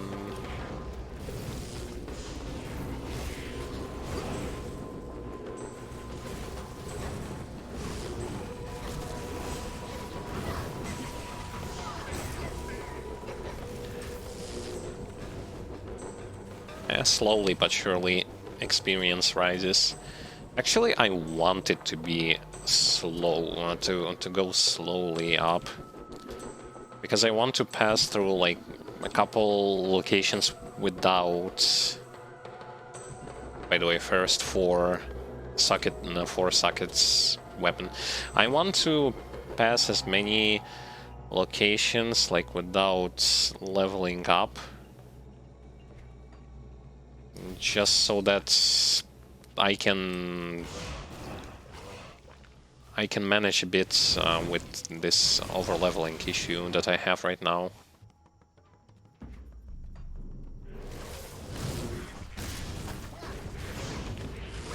Because I'm currently way ahead of enemies that I want to be.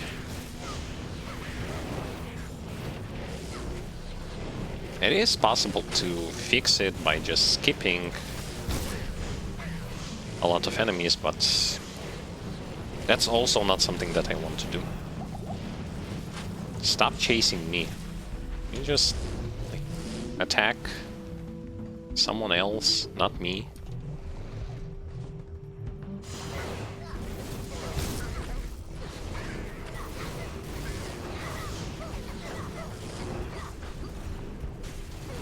One dangerous enemy that is going to be in here are fetish shamans with their flame belching ability.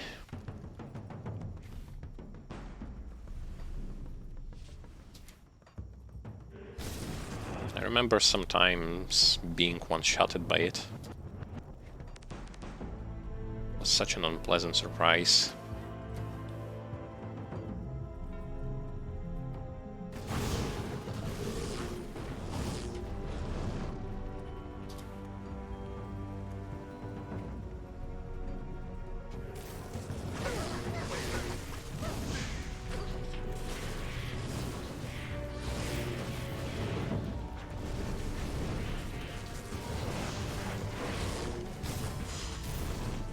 Another cave with some more spiders. Spiders everywhere. Spider Cavern. Oh, that's where we need to be for the quest. Yes. Sweet. So we find the place where the one part of the quest is.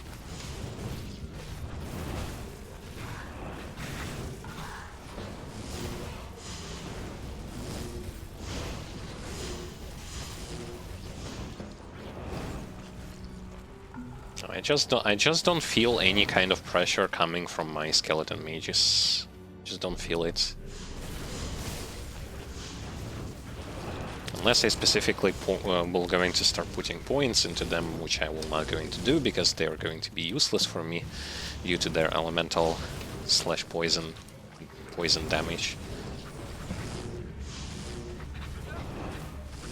They're present, but their presence is merely a distraction.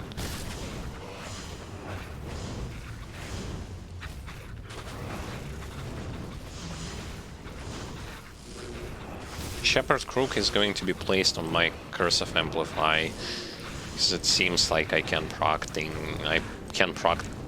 that are related to chance to be procced on attack with curses quite effectively.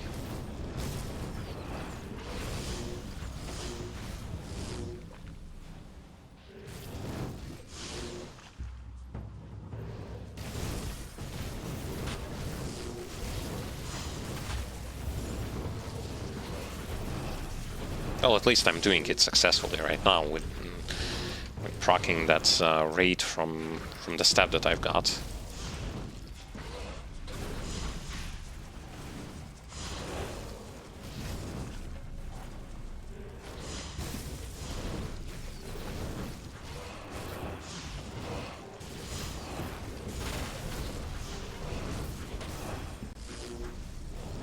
See, those elites have, like, they don't even have 100,000 HP points, whereas that secret boss, I guess we can call him like that, had like 1.6 million. That's a lot.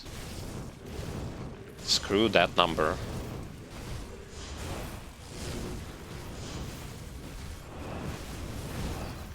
That number is too much, a bit too much. It's still passable, but I don't want to waste like 15 to 20 minutes just beating side secret boss.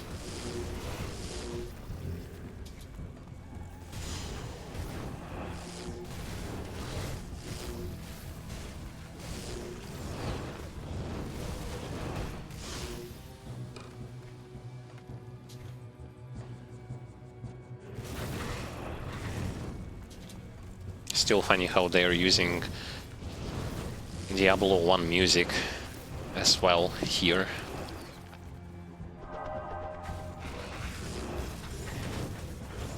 Diablo 1's, like, this music that plays right now is super memorable.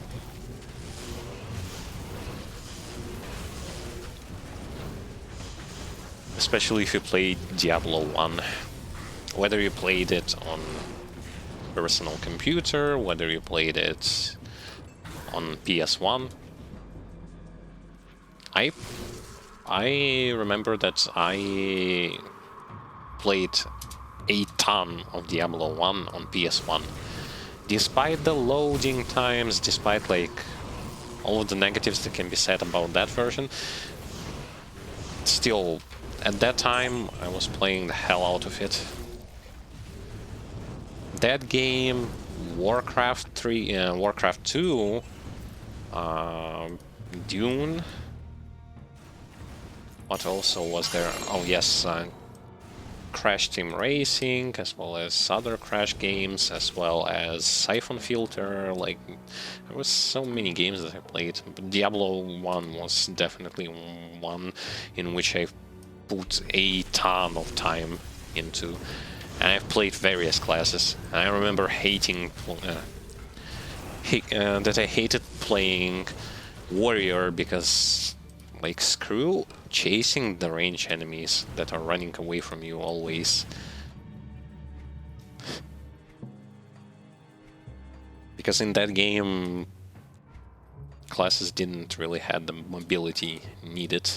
Hello to you two. I'm doing great.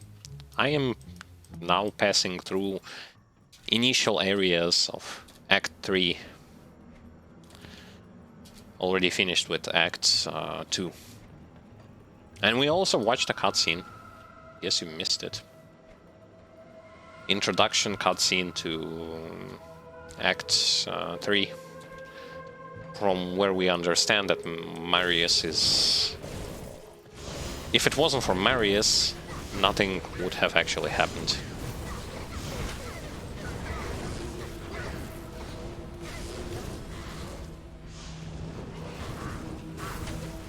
But oh well.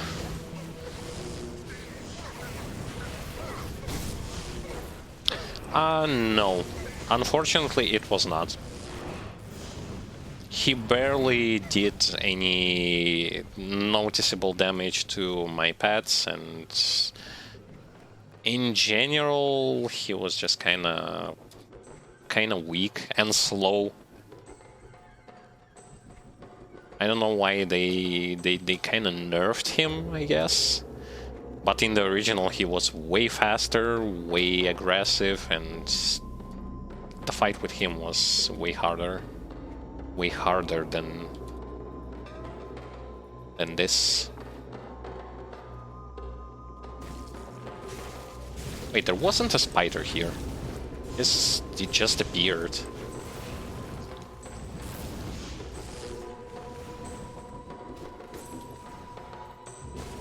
Yeah, I also remember this, and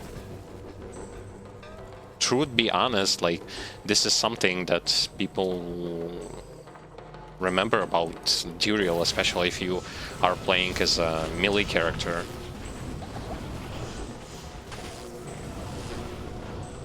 That he's kind of hard to deal with.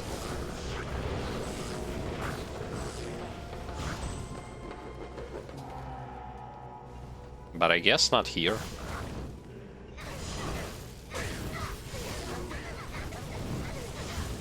Which is strange.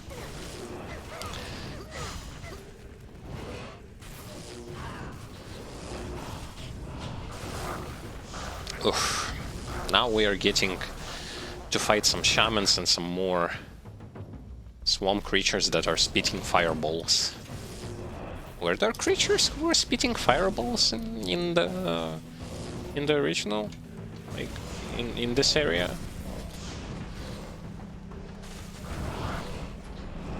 I mean, their models have been taken from Grim Dawn, so naturally this is why I'm asking. No, not there yet. After one level, I will get there. I need just to put one more point into Skeleton Mastery so that it will be soft-capped.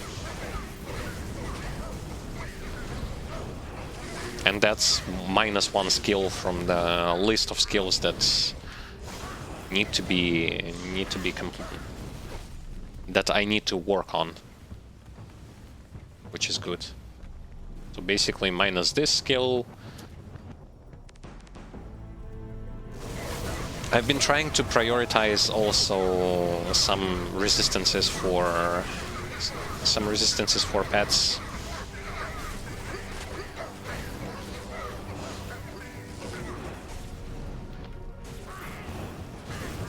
Even though this skill doesn't give a lot, it still at least gives something. Something worth considering. Why are there so many fetishes? Like, holy hell.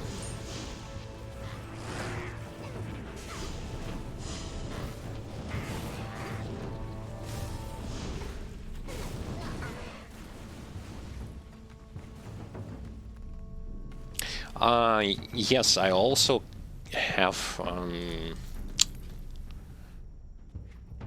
kind of thought a little bit about one thing that you can actually try to do when it comes to like those builds, so to speak. I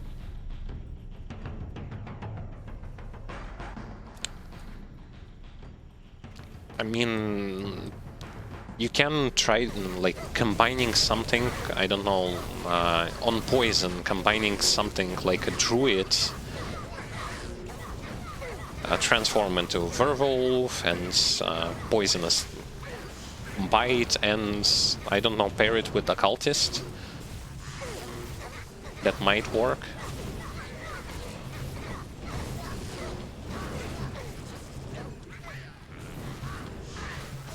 That might work, technically.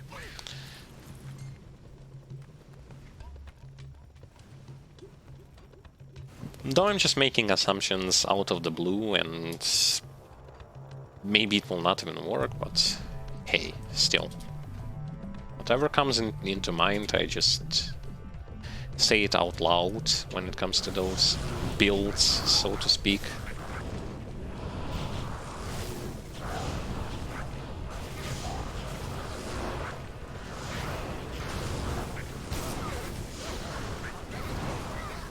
I'm really grateful that I'm playing today with Grim Internals. I would have much worse time playing without it. In those darky areas. Okay, Assassin's Mark level 7.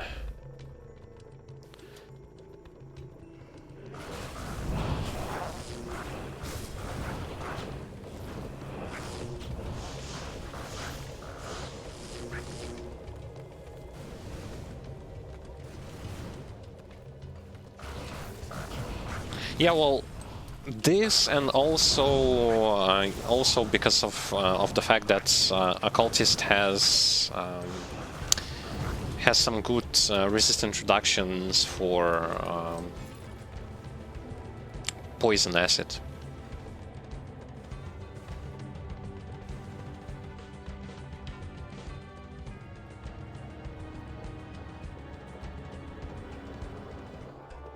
I don't remember where I need to go.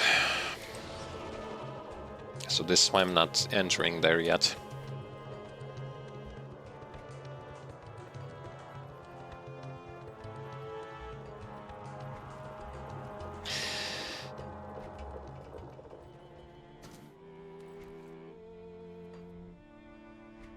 And do not know. Unfortunately, do not know. There was a site. I mean, there is a website which has a lot of info. On this mode. Let me actually pull this one off. Reign of Terror. Basically, something like this. There's a whole wiki stuff about it. Like there is a ton of info on that website. So maybe there is something interesting. There is some stuff about builds, some stuff about items and stuff. Well, not items, bosses, gems. Considering how vast this game mode is, there just has to be a database.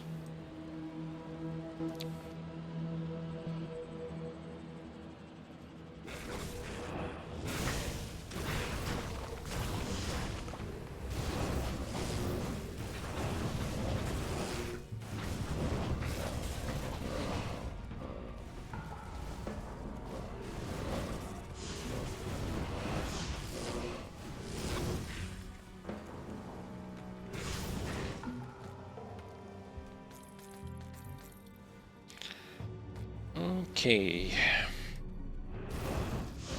Need to not to forget that on level 33 I can change medal that I bought, because mine is super outdated when it comes to level requirements. Oh, yeah. Amazing, I can barely even see where I'm going on the map.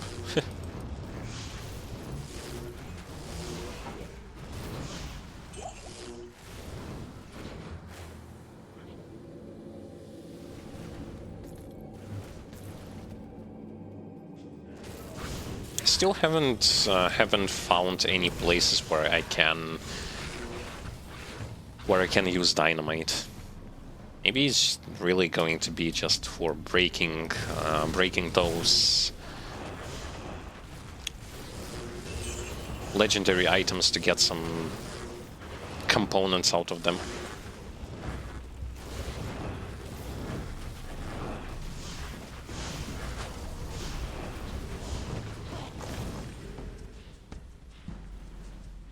Maybe.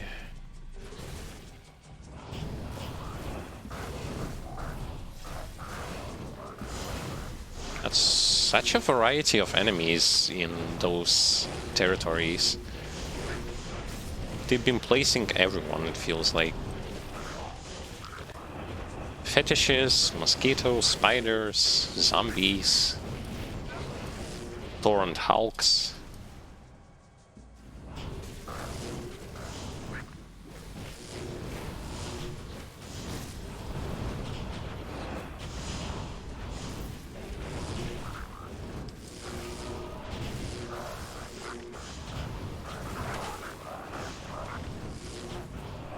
I need to get rid of other enemies. I can't fight an elite successfully because everyone just gets in the way.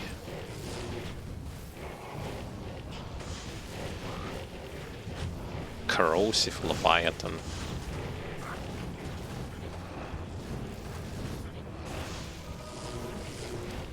Well, that's much better. Now I can work on the corrosive Leviathan, who has almost 1,000,000 HP.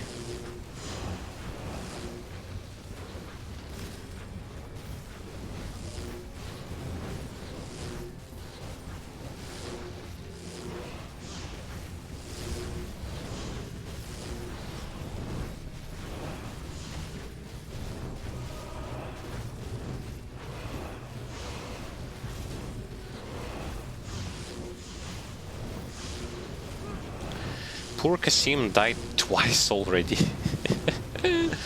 Oh, yes. I'm so fortunate that I don't have to... In here, I don't have to go and revive him each time. Each time he dies. Because that would be really annoying. Though I still would have preferred if I could have healed him.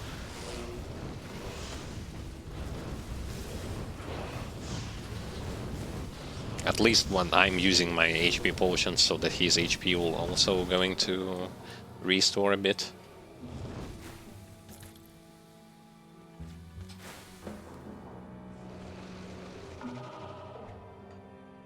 So I killed this thing. I guess it was the mini-boss of this zone. Because the other elite enemies definitely had way less HP than this one.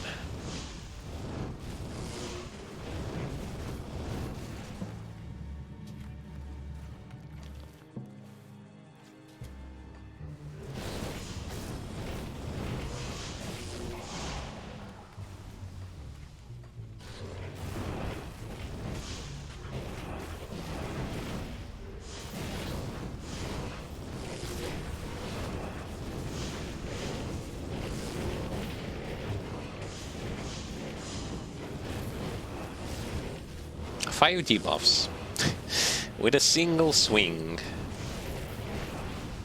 One of which is, by the way, a debuff on minus attack speed. There are so many enemies, those white enemies, who when they hit are either going to stun you or they will going to reduce your attack speed / movement speed. There are many.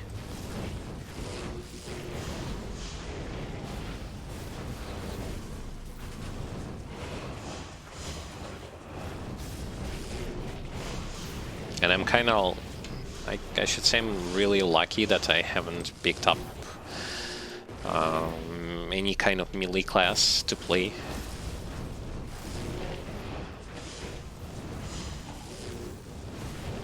Because it would have been much difficult, like I would have had much difficult time.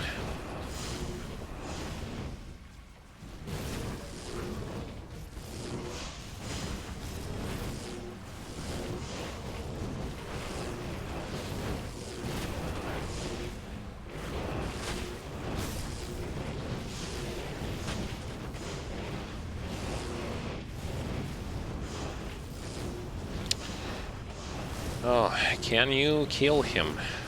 Jeez. I guess it really has to do, like, if the enemy is walking and chasing you, and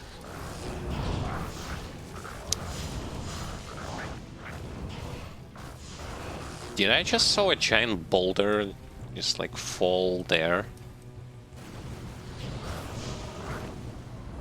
That's interesting. But I was speaking about the thing that's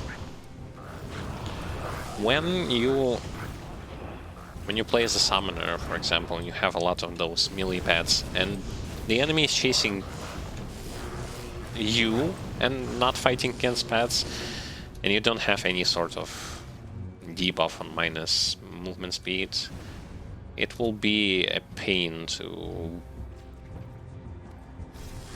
successfully like attack that target. And because of that, overall damage is going to go down by quite a lot.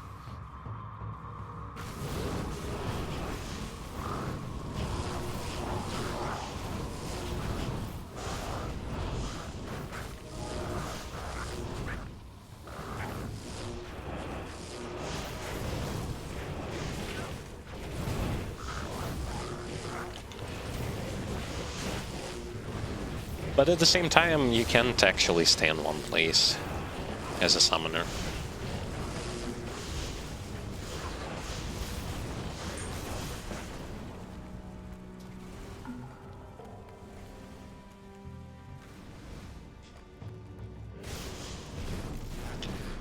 Because you yourself can die way too quickly.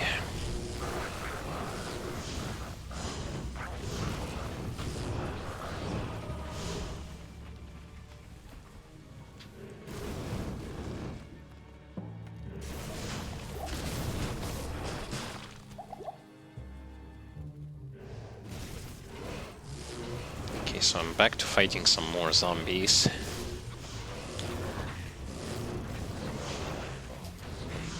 It's going to be one of those giant locations, which is a side area,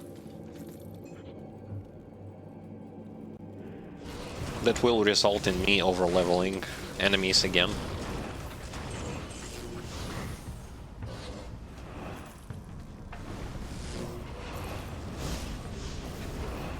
Not by quite a lot, but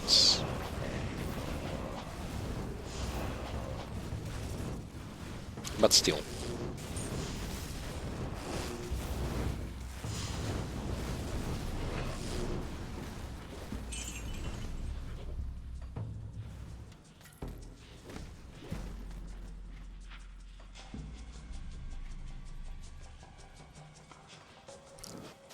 Still, it's a wonderful thing to just look and explore what this game has to offer when it comes to those locations, what kind of items and bosses this game has in store for you. At least to me it is, because to me it's something new.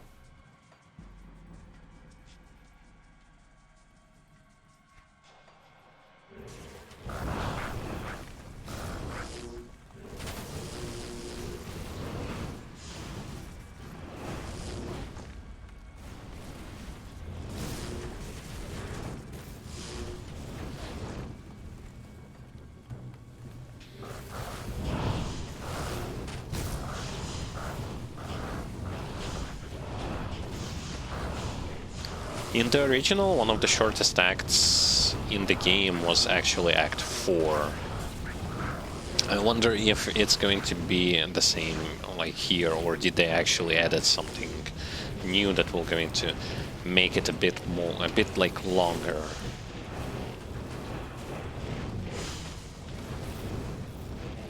It's going to be nice if they did. But even if they didn't, you're still gonna have to pass through those places 3 times on 3 difficulties, so gotta be ready for that.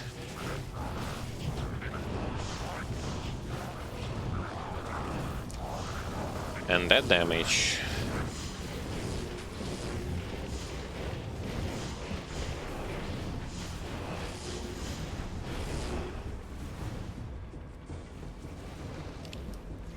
Components-wise, the game has all of those components that were in the original Grim Dawn, but it also has items like, let me put it in different perspective.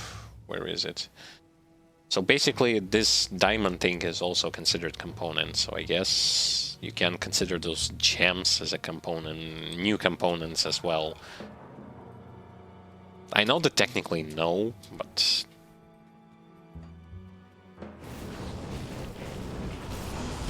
there are no new components except those gems and rune wards and things like that.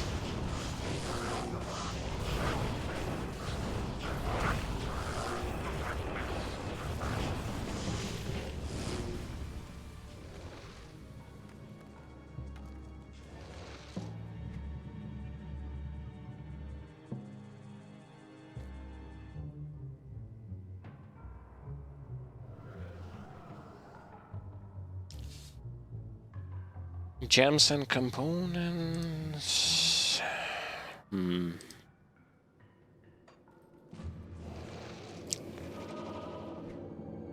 You can't put component and a rune ward. That's what I know. That's what I know for sure.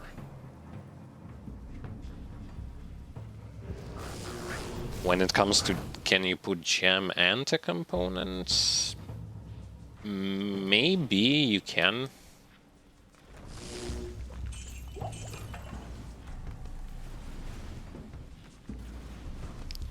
I know that you can craft with the usage of the rune wards. You can craft something interesting, like very strong items.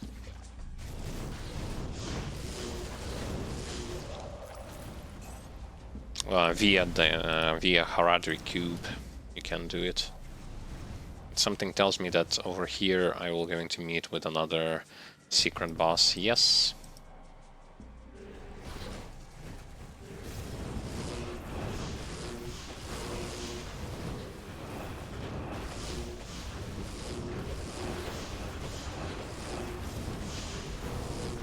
Let me actually open a portal so that in case something, if I will finally going to die,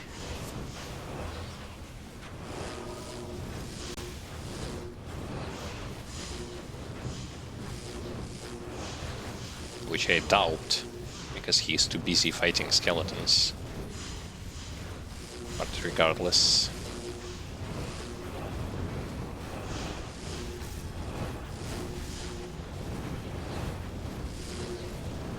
See, this is why fighting those hidden bosses is kind of a mess. Because they're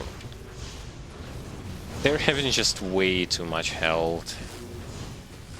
And it isn't like the level difference, but actually just the fact that they have a ton of health.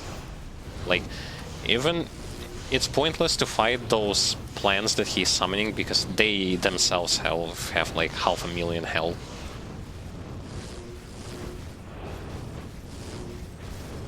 And at this current point in time, I can't really do much about it. Can you, like, stop? Why are you aiming at me? Don't aim at me.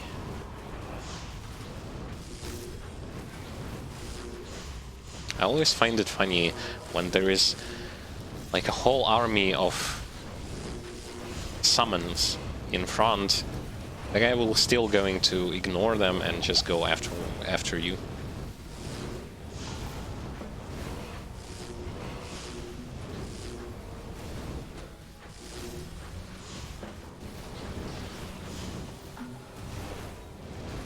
He doesn't do much damage. And he is almost down to half HP.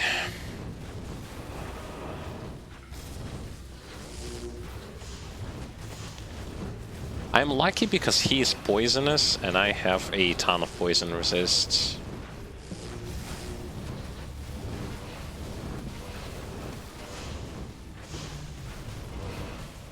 But the fact that I cannot kill, kill his plants fast, this is why I'm like I have to focus on him instead of plants, is definitely a rough thing, because just like in Grim Dawn, when the plant is hitting you, it applies debuff that makes you fumbling your attacks.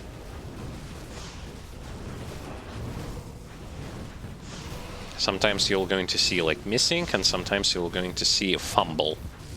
So that fumble is a debuff that makes you miss your attacks.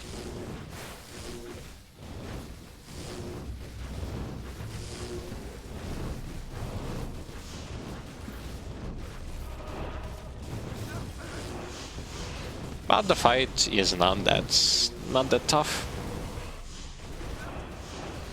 So I guess he's going to be my first ever slain hidden boss.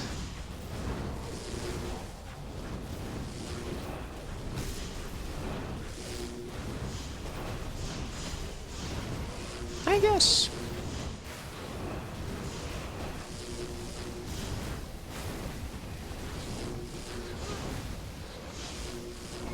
Strategy is technically just as brain dead as it can get.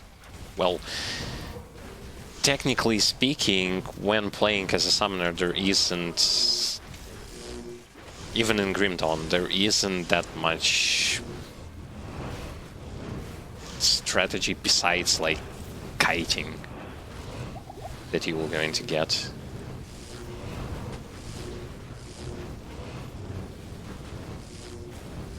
From the strategic perspective point, the thing that's basically less debug does better than Grim Dawn is, of course, fights against bosses.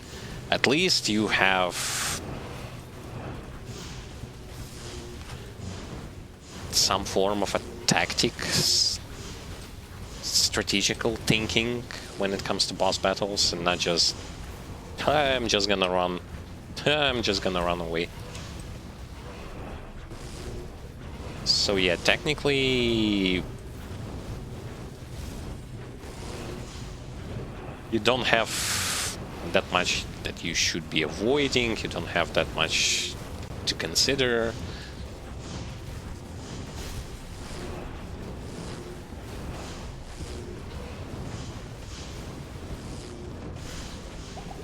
And it all came down even in Grim Dawn, like you can't surprise people anymore with, oh, I killed an Uberboss in Grim Dawn, such as like Kalagatra, Ravager, yada yada yada. Because right now, if you're not face tanking it with some melee class and just beating him really fast, it ain't an achievement, and even if you do, it ain't an achievement as well.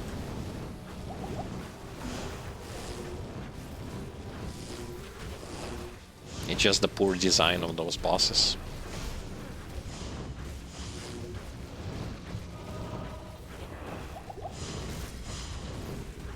Can you please aggro on them? Aggro on the minions. Stop hitting me.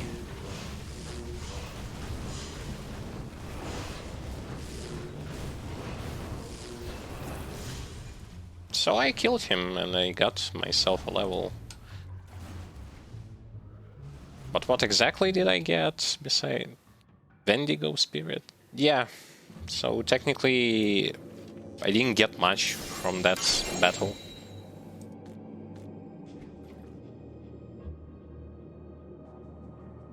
Yeah. So part of me was actually right when I said that this battle is completely Those battles are completely optional.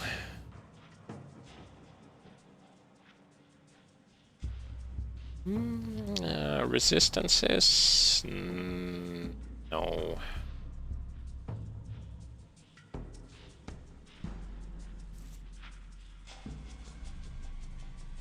I want to make my golem a bit better.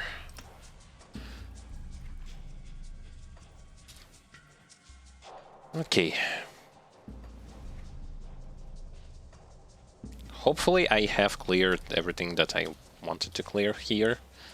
Haven't missed anything. Because this place is huge.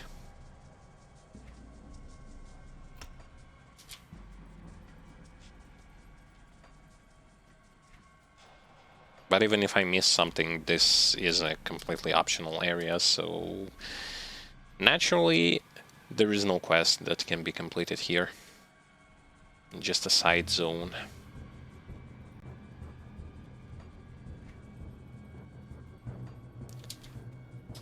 Such a long battle, and technically didn't get much out of it.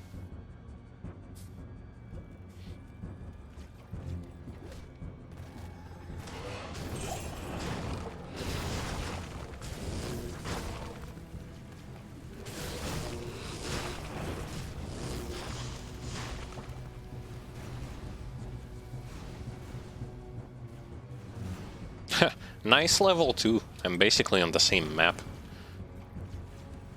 But it is called level 2. See if I have descended somewhere, even though I didn't. Oh no, I didn't.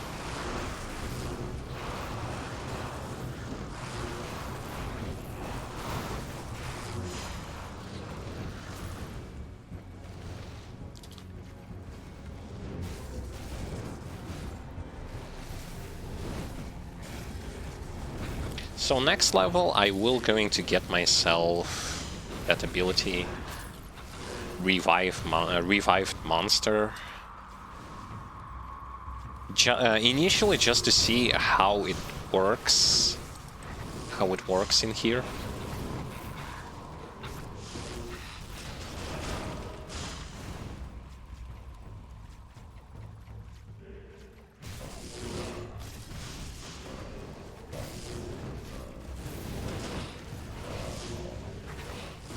Because I'll have a whole lot of undead creatures that are going to help me out.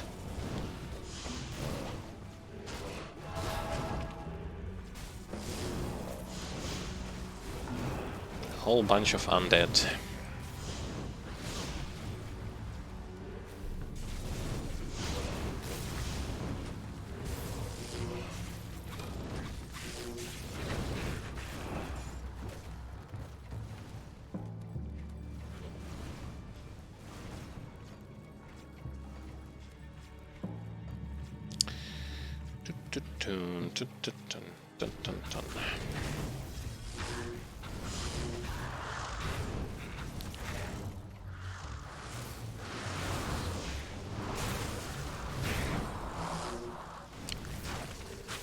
By the way, a thing that needs a bit of clarification.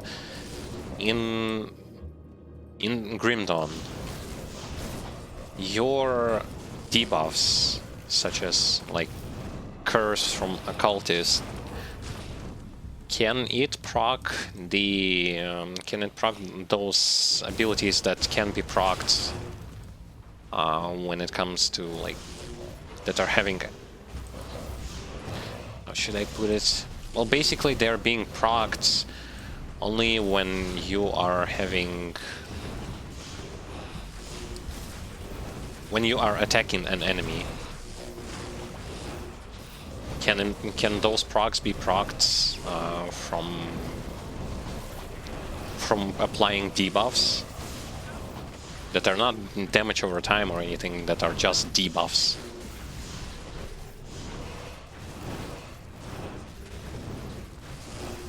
Because currently the weapon that I have equipped has a 10% chance to summon a raid when I am attacking. But I'm not attacking, I'm just applying curses.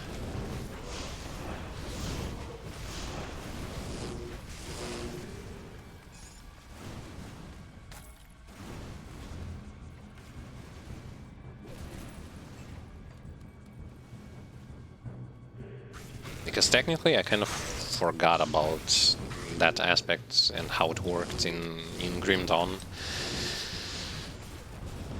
This is why I'm asking.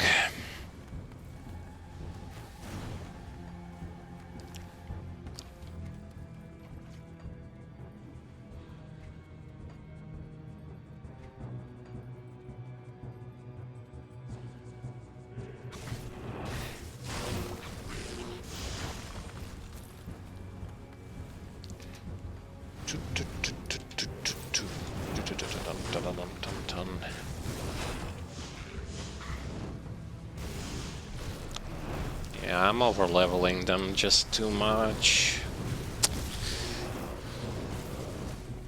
That's bad. My experience gain slows down significantly just because of that particular fact that I am over-leveling them by like 6 levels.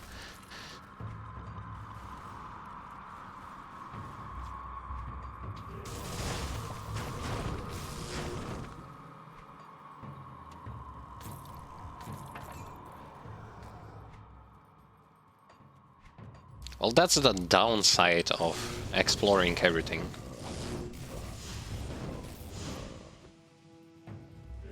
That is technically present in all of the action RPG games.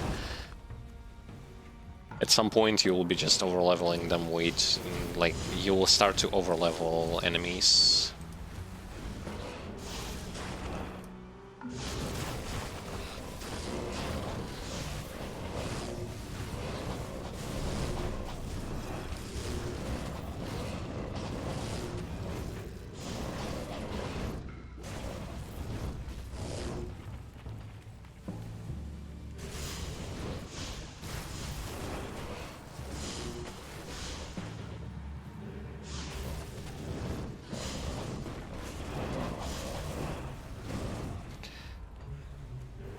Whew. Such a giant place. Such a giant place, and I'm technically... Well, I will zoom in like that because I barely can see those passageways that I can take. Well, I cannot go here.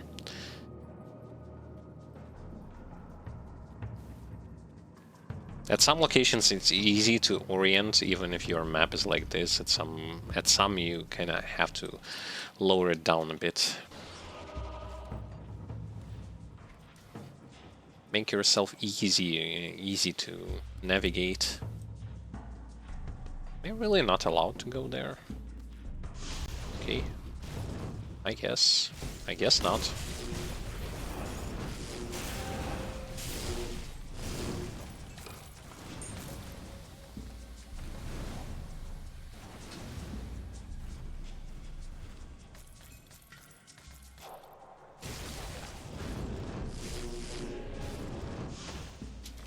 Wait, there are 3 levels into this place.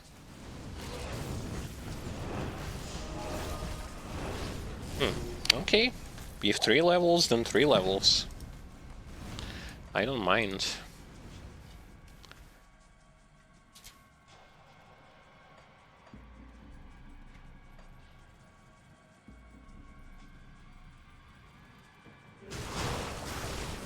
No, technically I do mind, and I do mind a lot, because when I will going to get to the surface, enemies will be like 7 or 8 levels below me. And that thing I really mind.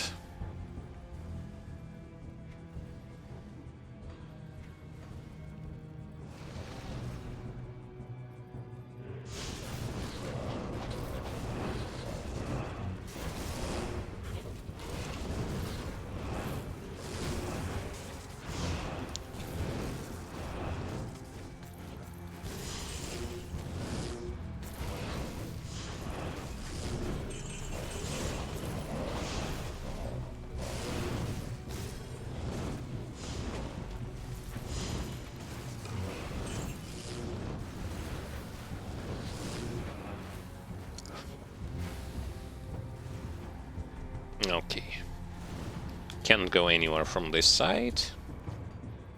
Just taking some small side detours, trying to find where I can actually go. And I can go there.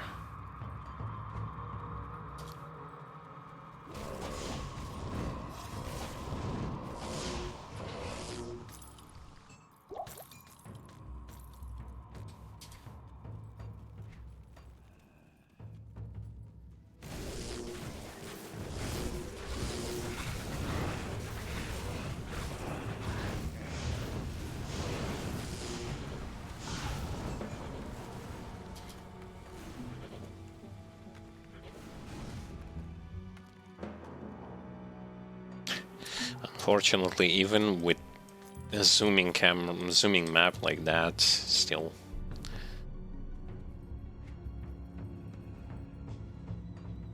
hard to understand where you can go.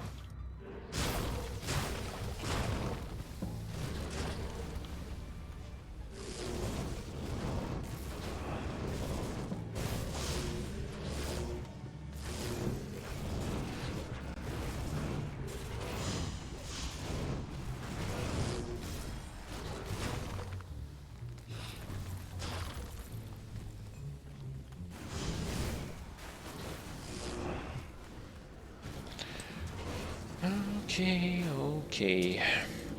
Well, I will think that I haven't missed anything, even if I missed something. I will still going to be thinking that I haven't.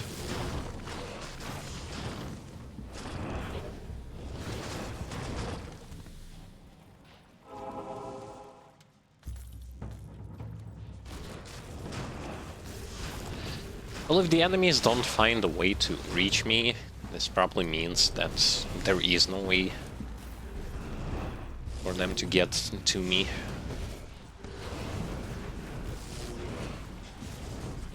Or so I think.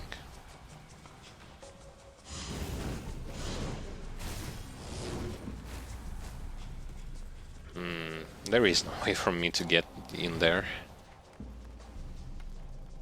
This is why we are going here.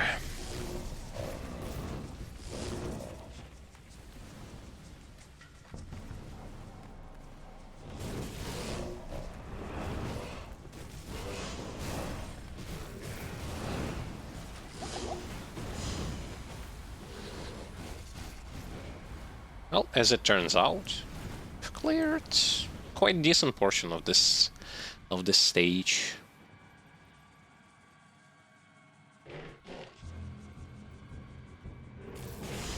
Ah, them again. Those who are doing a great job at not being aggroed by any of my minions. Open up a portal, maybe because why not? We are quite far away from entrance. Don't want to die and have to run through all this stuff again.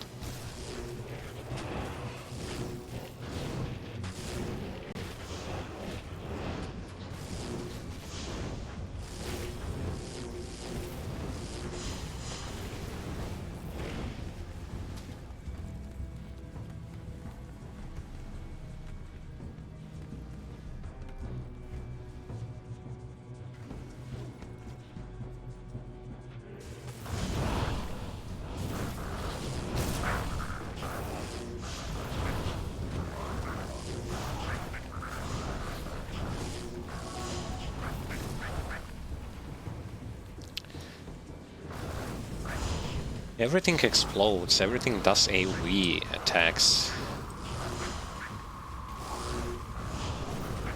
Oh, even better, another one of these.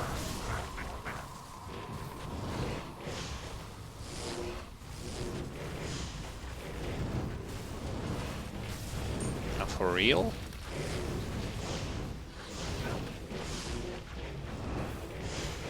Look how many of those guys just came out of nowhere just because I attacked one of their brethren. The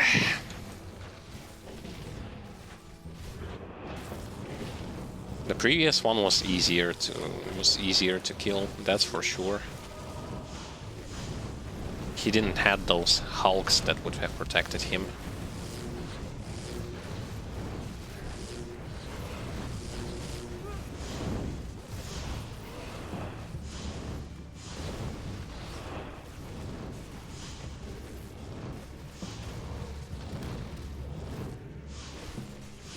Blazing Leviathan.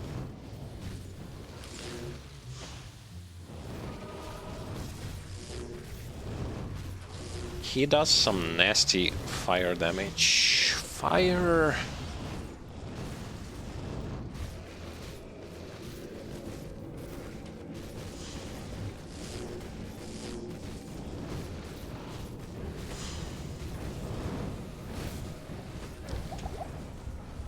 Hello to you too. And a beautiful day to you as well.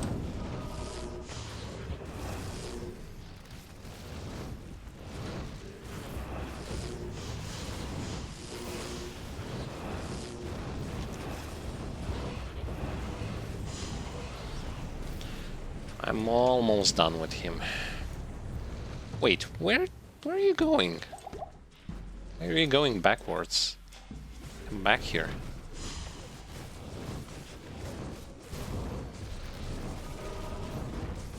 Technically, I'm capable of dodging his fire attacks by just simply moving from side to side. And definitely want to move away from that, because this skill doesn't really disappear as fast as I would want it to.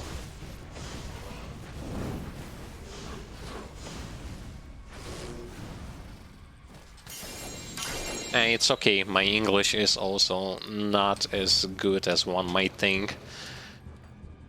It's also not my native language. So I definitely can make mistakes with pronunciation and stuff like that. And writing especially. But it's okay.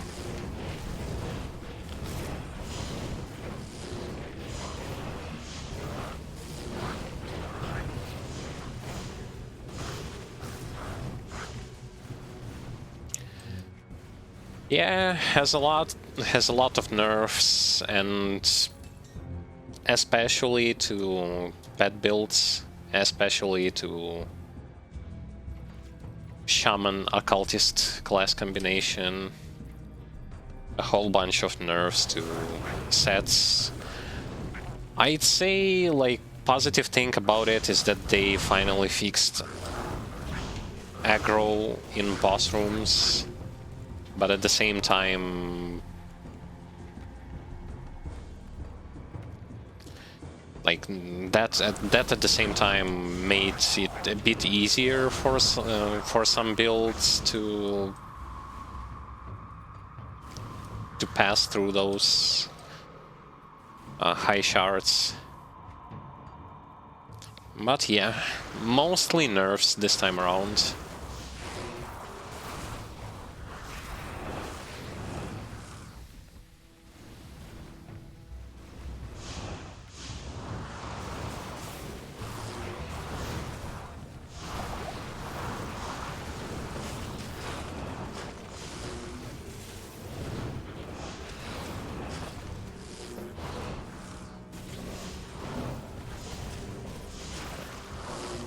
One of the biggest hits right now was actually done towards Conjure Primal Spirits, as its cooldown right now is way longer.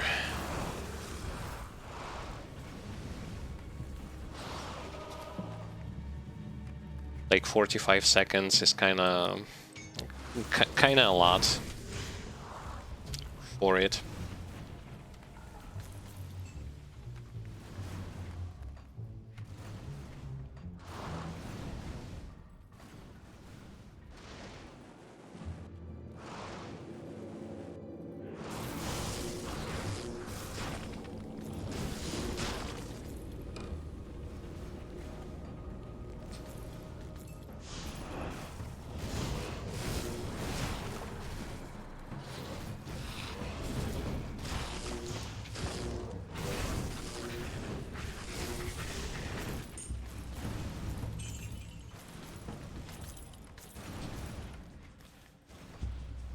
Whew, when will this place is actually going to end?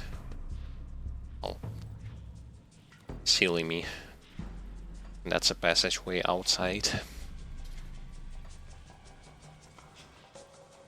Yeah, it's finally this place is over. Finally.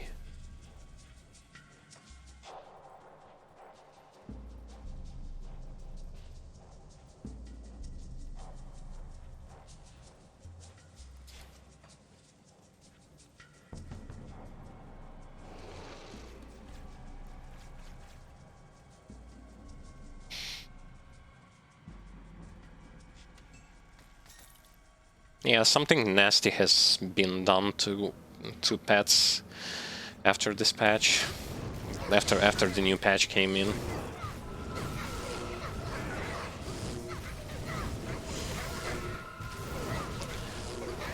And I don't know, like, if it actually was something intended by developers, so that pets right now are going to be much weaker.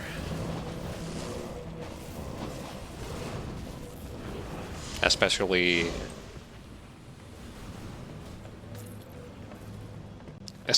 shaman occultist.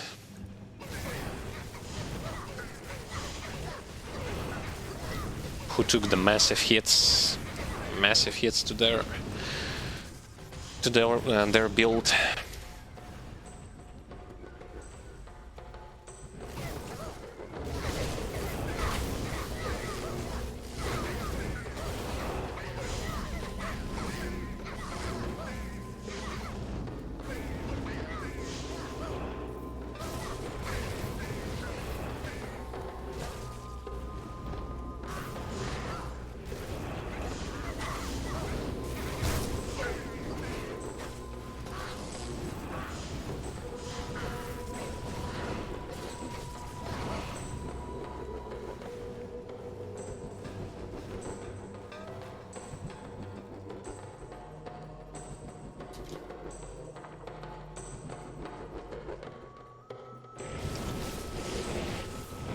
It's gonna take a while for me to reach Hell difficulty.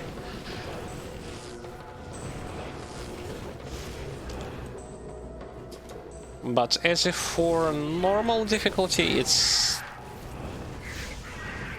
kinda okay right now.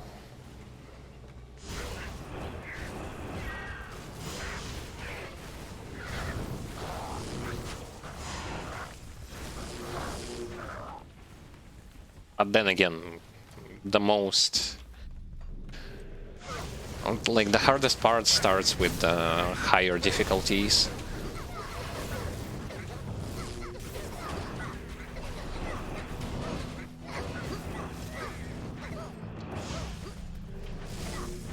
When those when your resistances are going to be lowered with difficulties. With difficulty increase, I mean.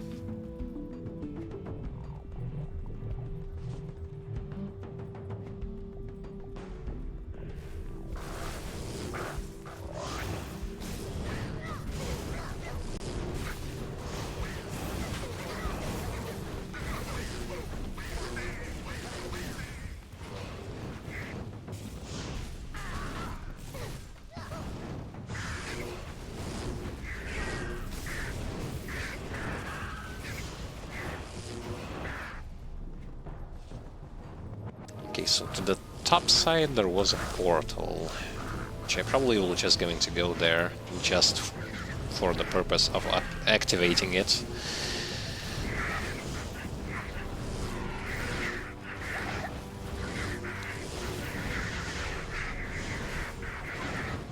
Or maybe not.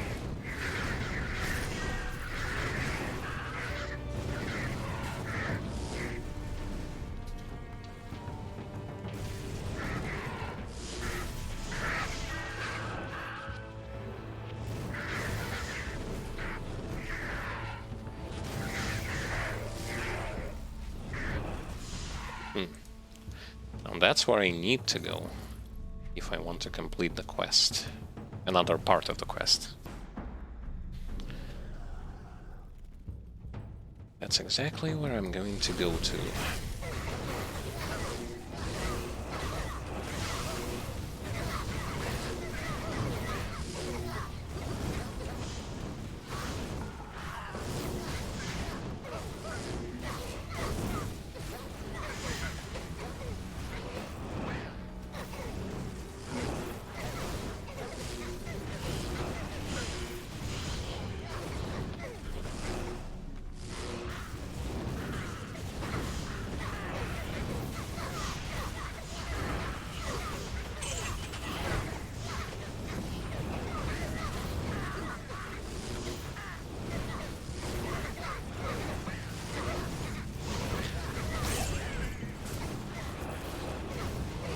Whole bunch of enemies, and it's easier to kill them here than it was in the previous dungeon, which was completely optional, but I've still decided to clear it.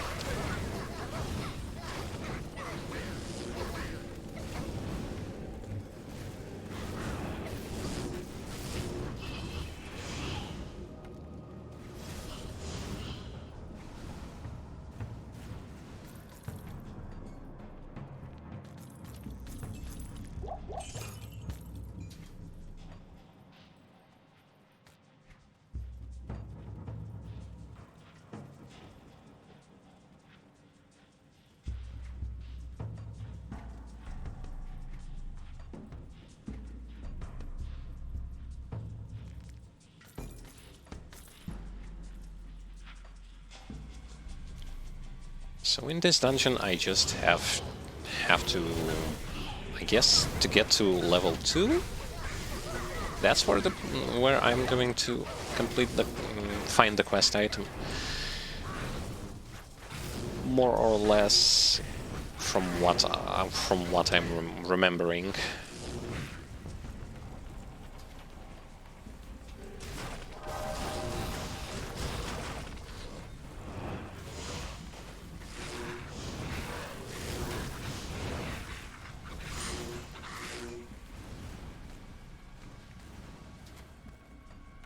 And the transition over to the second floor is to the right, and that's exactly where I'm going.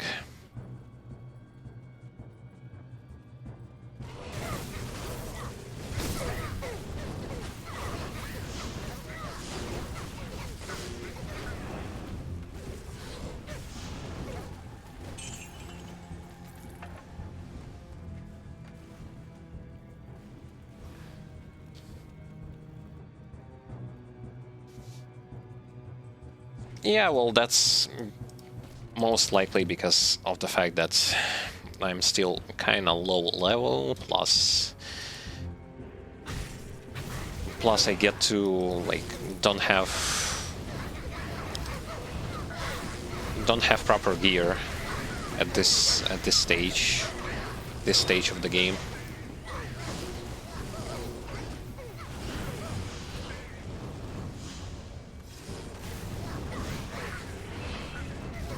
With more levels, with more time, things are going to become way better than they are right now.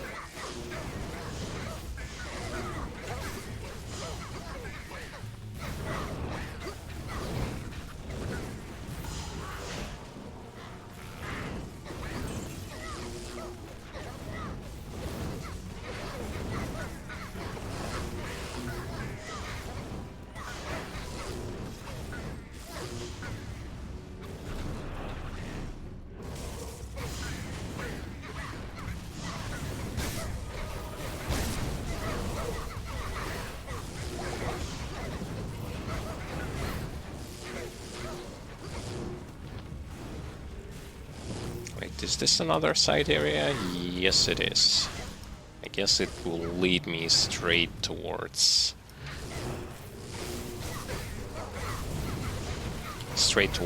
another hidden boss fight, I mean.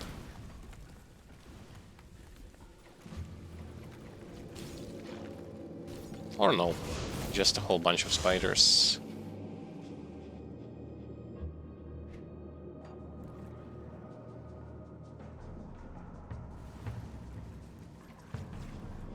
And nothing else. Well, alright.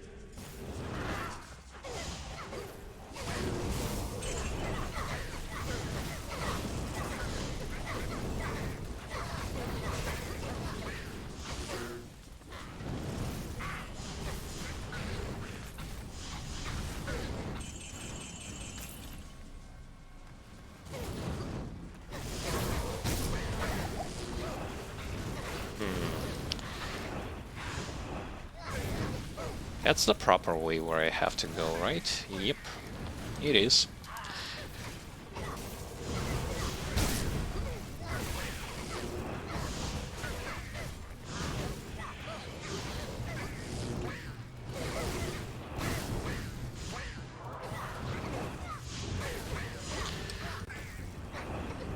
Ever since Act 1, those Shrine of Fate never spawn any elites, unfortunately. Unfortunately. In before, they used to spawn a lot of them. Like, I get it that it's a random chance for them to spawn, but...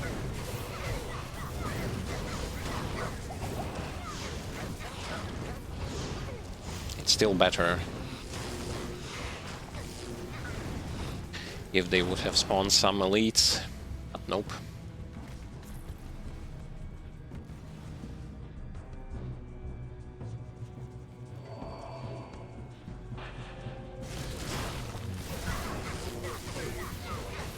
Dungeon floor 3. Yeah. This is going to be the place.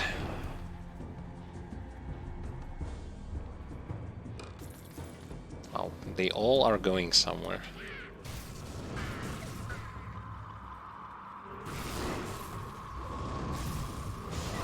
Wow. Turns out they all were going into here.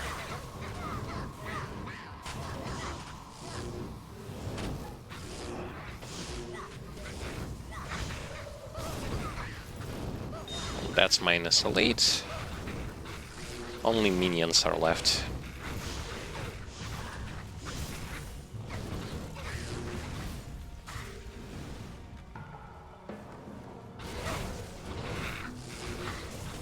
There you go.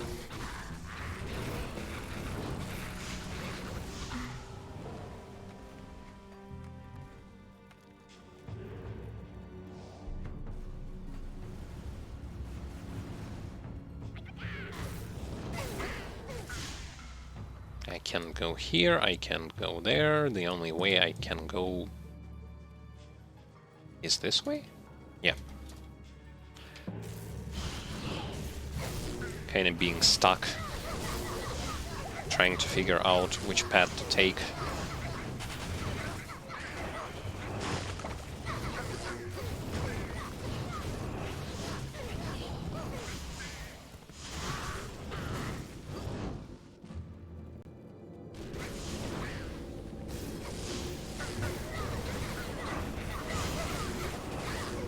And another pack of minions.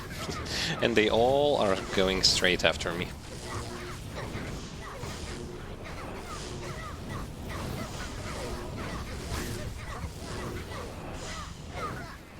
As if saying, no, we are not going to go after your minions. We're just going to go after you. Smart and sneaky.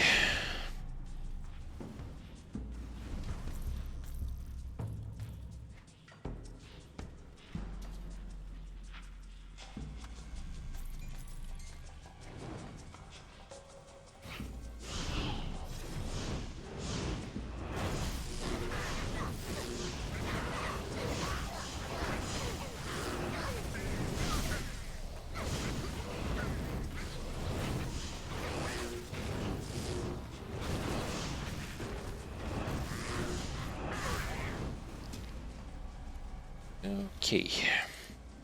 What do we have here? Open this, open that. Well, I know that not that much is going to be entrapped from those crates, but still, there is a chance of something good to drop. Though it's small, it's still a chance. It's much like in Grim Dawn when you reach ultimate difficulty. You have such a high chances of getting some good legendaries, maybe even something that your build will going to need, just by opening those chests, going into side areas, just searching for something there.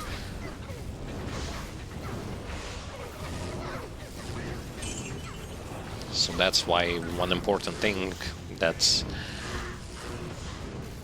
I'm trying to convey to other people who are trying to play Grim Dawn, like they reached ultimate difficulty, just open those chests, like drop chance for items off those chests and other things that you can break or get. These break or open is kind of high. Yeah, still there is a chance of you getting nothing, but there is still a chance of you getting something.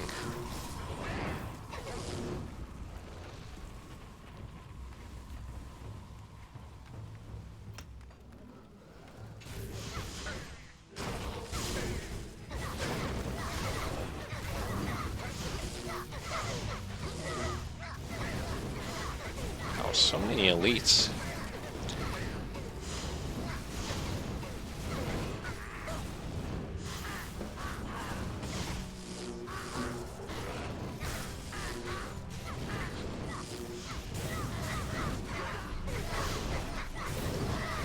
Elite shamans are drawn differently here, and the confusing part is when you are killing shaman. In original Diablo 2, when you are killing shaman, you kind of understand why the small one pops up after you kill the shaman. Is because the smaller guy was carrying the shaman on his shoulders. In here, the shaman is walking by himself, and yet still the small guy appears after you kill the shaman. Small detail. Useless from some perspective, but still. Just a small little details. Let me get this. Let me get this thing. Where should I even put it? Let it be 1. Oh. That's what Revive Monster is. Okay, I get it. So he lives for 50 seconds, 26 seconds skill recharge. Okay, so permanent uptime.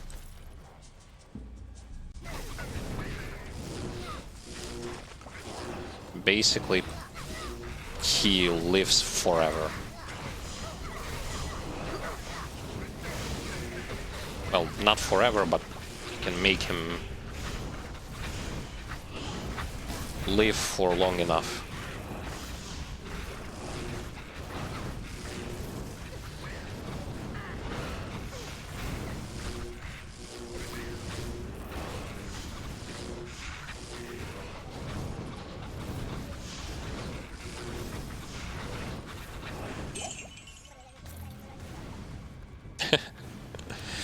those noises that those little guys make. Nice.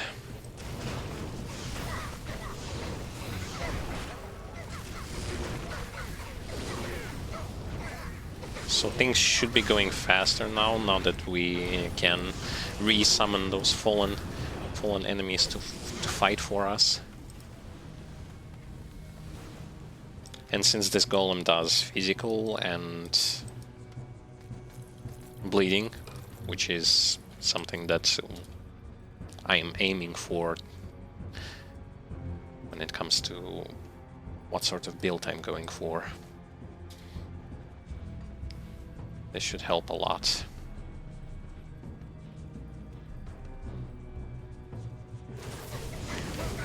Just an additional source that is going to help.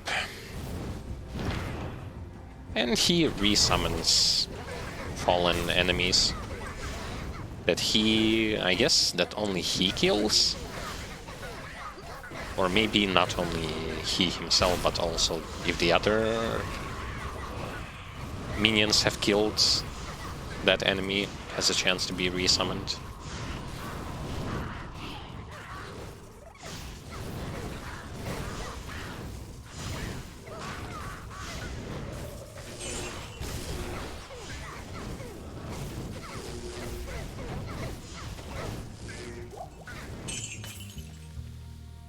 The one thing, can I see them? Can't really see those re-summoned creatures.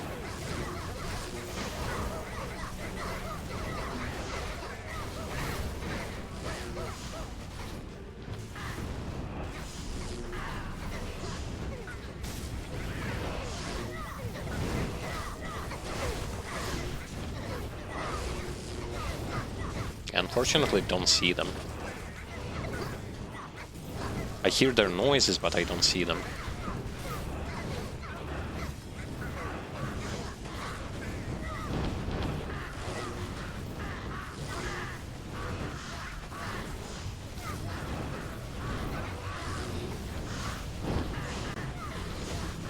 So I will be assuming that they are somewhere there.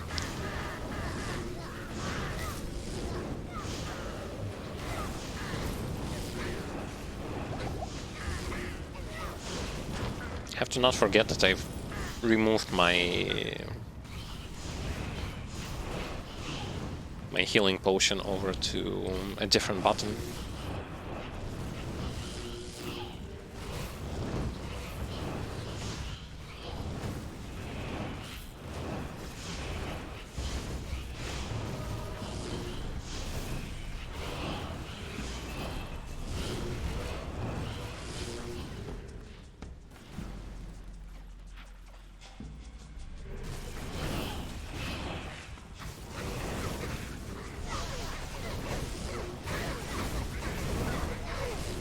Revived monster. So he legitimately looks like one of those creatures from Grim Dawn that you will going to meet when fighting against enemies that belong to undead faction. Well, basically fighting against undead. Okay, I gotta sell some stuff right now. Maybe I actually found something good. Chances are low, but still.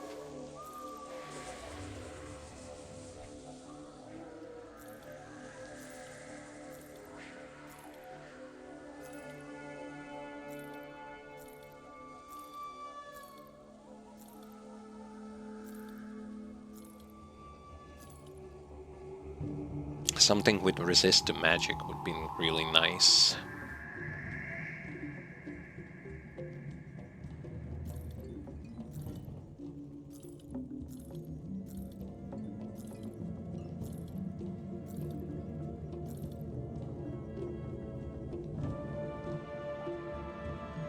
Nah. I have better.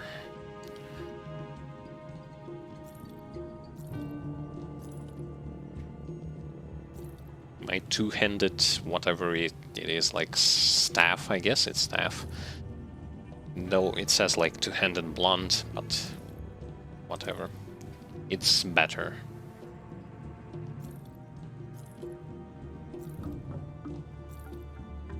Better stat-wise.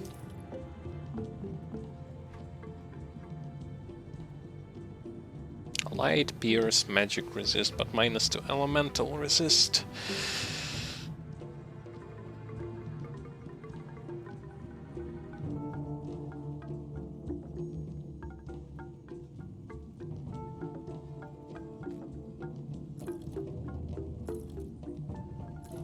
Actually, okay, I will change it.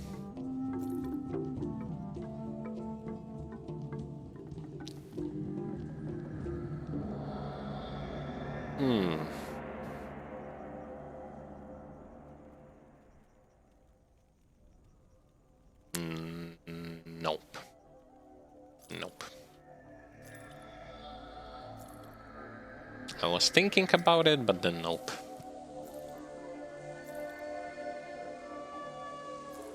As it doesn't really have bonuses to pets or something like that.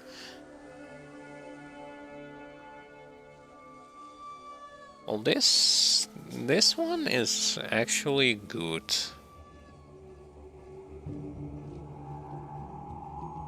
Because of the bonuses to pets. Yeah, sure, it's going to be -9 chaos resist, but yeah, okay. This can work.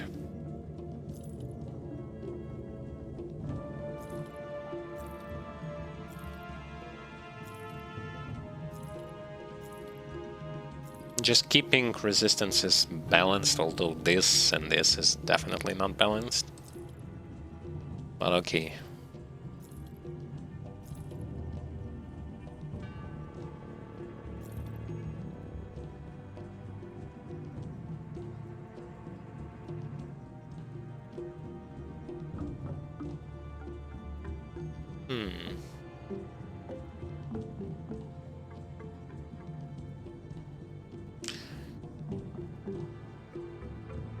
Nope. Okay.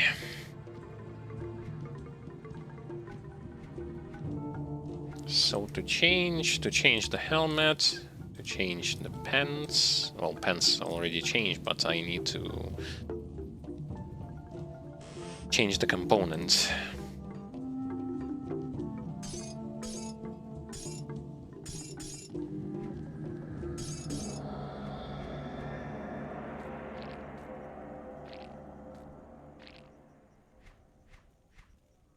Although, yeah, I still need to go there. Good evening to you too.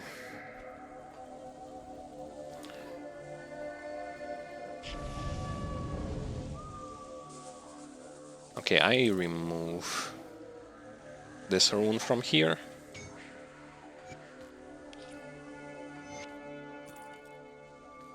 And remove a component from here.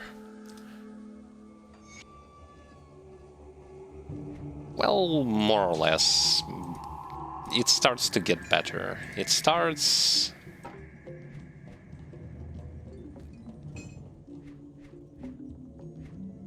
like some elemental resistances are overcapped. Poison, soft cap, pierce, almost soft cap, bleeding. A bit overcap, vitality, good. Only magic and chaos are not that well.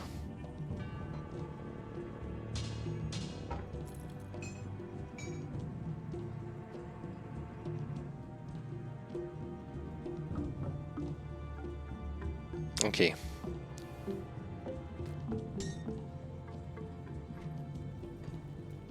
Back to changing some more components. However, wait a second, this one doesn't give bonus to pets, so no, just sell it.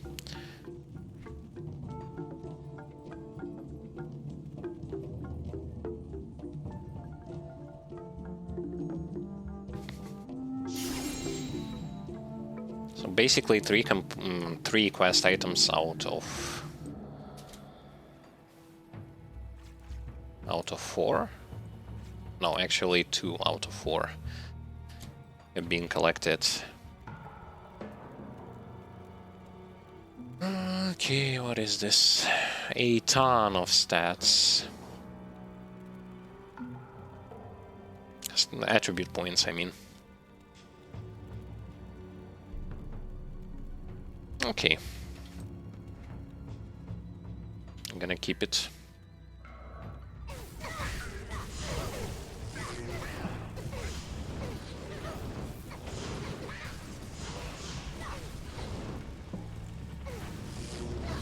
Does it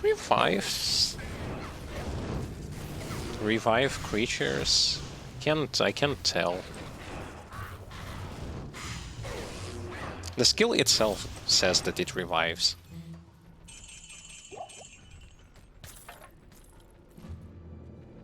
Has a 50% chance to revive a target. A slain foe.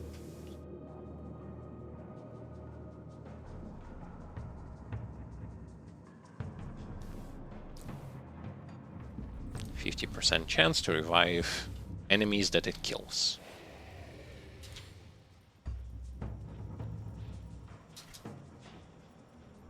Game wouldn't lie to me, would it? I grabbed this skill pretty much out of the curiosity's sake initially, because I wanted to see how it works.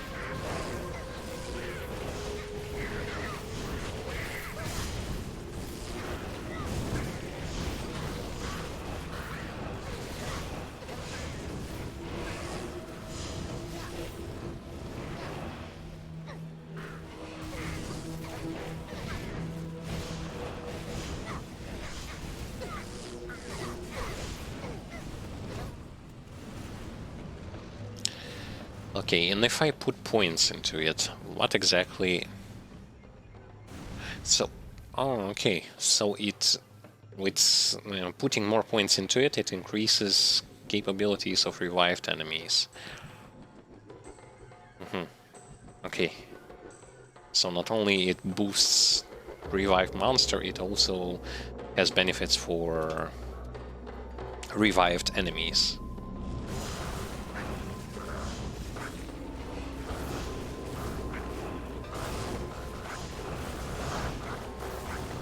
Self-explanatory.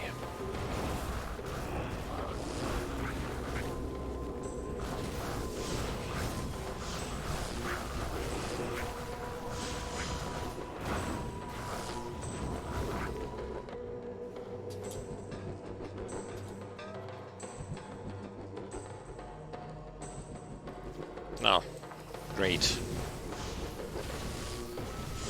Another one of these.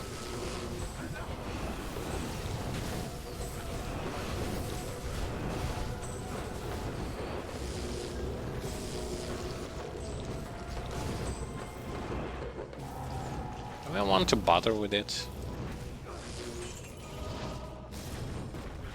No. No. No, thank you.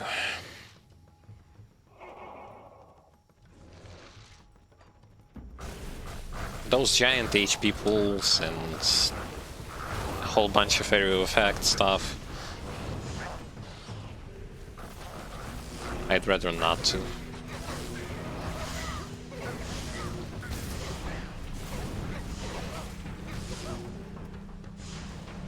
The thing has almost 2 million health, like... Really? It is possible to kill, and I already killed one of those, but it took a lot of time, so... And was it worth it? No, not really. Not really worth it. It dropped some yellow items which were not that great, and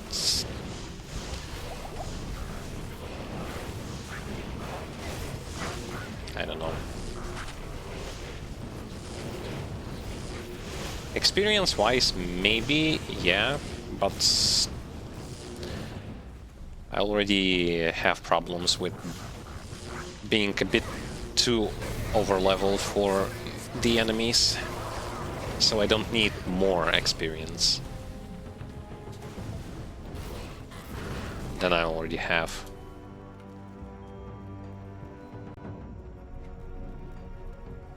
Unfortunately, it's not one of those, like, the more the better. In this case, the more the worse.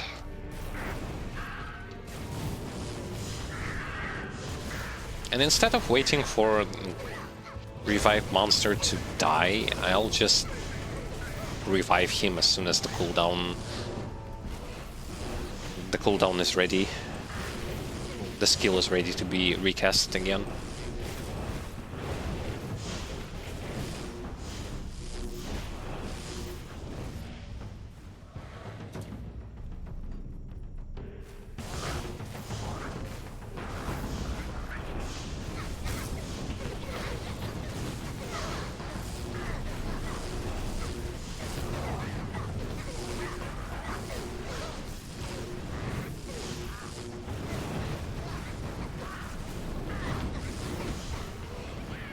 Yeah, those shamans...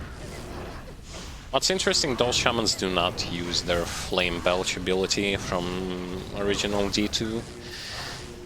It's kinda sad, because that particular ability was kinda iconic to them.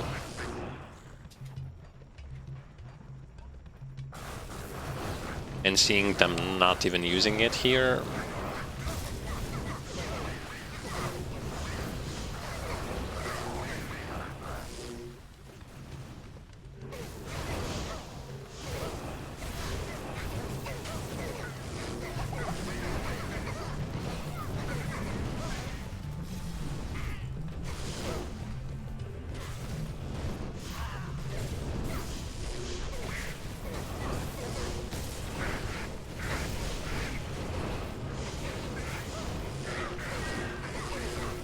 Yeah, so all in all, having no specific problems of getting past those enemies. Yes, sure, the clear speed maybe not the greatest. May actually be bad, but it's not that bad.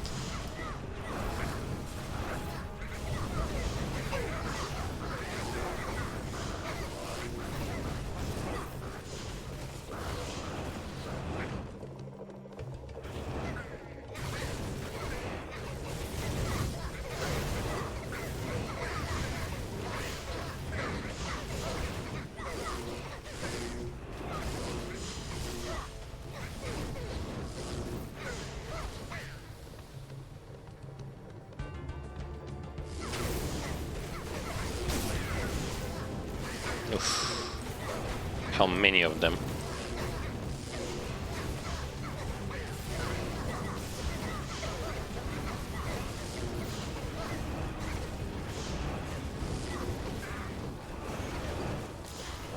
So, okay. With this item I can complete one side quest to reinforce the barrier that was placed around the main hub area, which is good because that's free devotion point basically. For each quest you get a devotion point, well, almost for each, as there were quests that did not give devotion points. For some reason or another, they didn't really do that.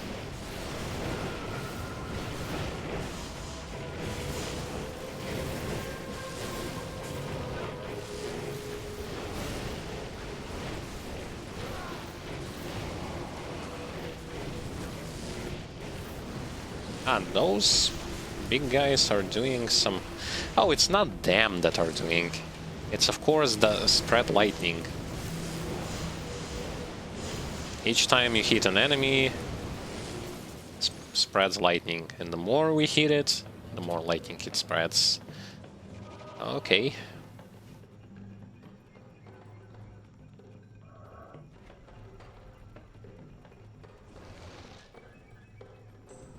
Yeah, the revive kinda works, but at the same time I can't really see those revived enemies anywhere. Are they inexistent or something? Because they should be appearing. The chance for them to appear is kinda high, yet still.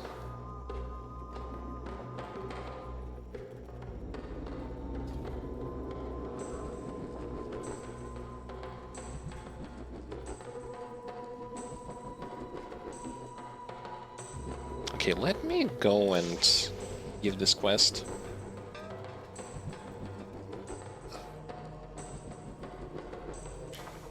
A free devotion point is still something worth considering.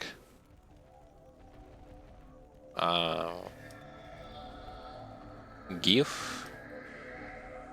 Give whom? Ah, Ormus. Ormus. You have done well, noble hero. Ormus congratulates you. The old spirits of Skatsim will watch over you for returning their sacred blade. Now, after all these years, Ormus will once again use his powers to protect the innocent from the shadow. The spell that protects the dark side shall now be reinforced. This magic ring does me no good.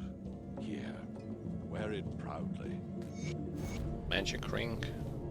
Wait, you didn't give me a devotion point, you gave me a magic ring. What is this?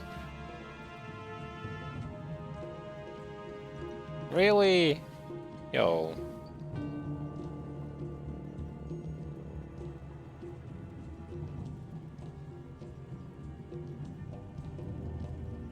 Those are all whack. Speak to Alcor.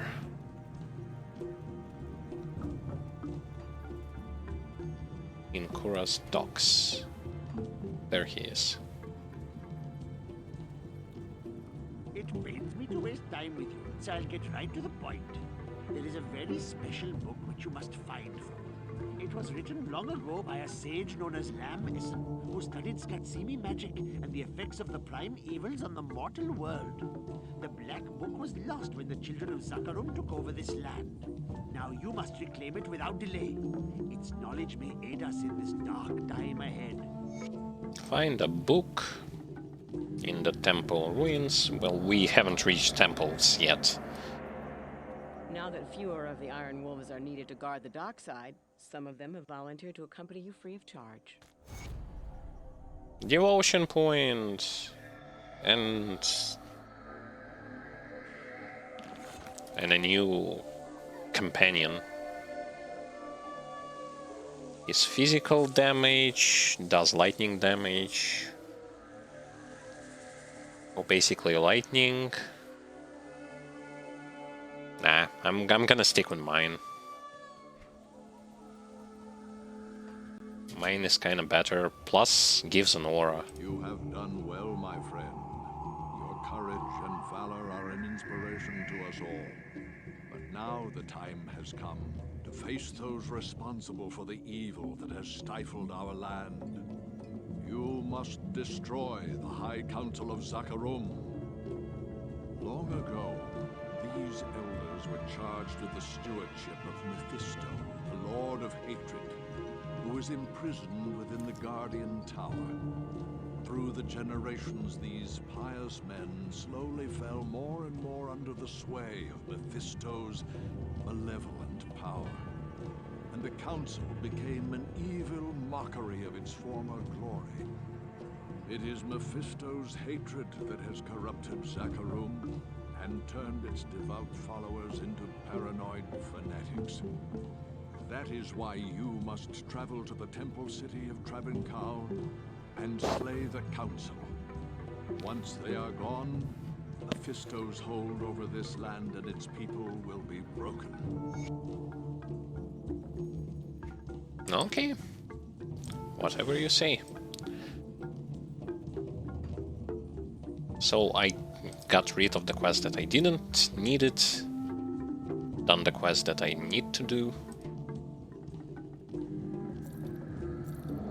And now I can continue on with some more exploration.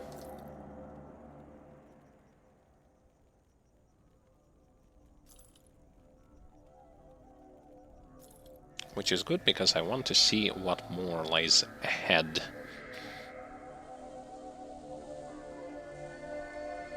And I want to equip this amulet. So over to this way we go.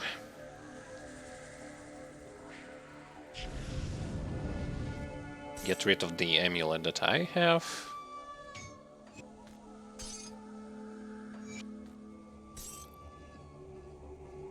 And just like that.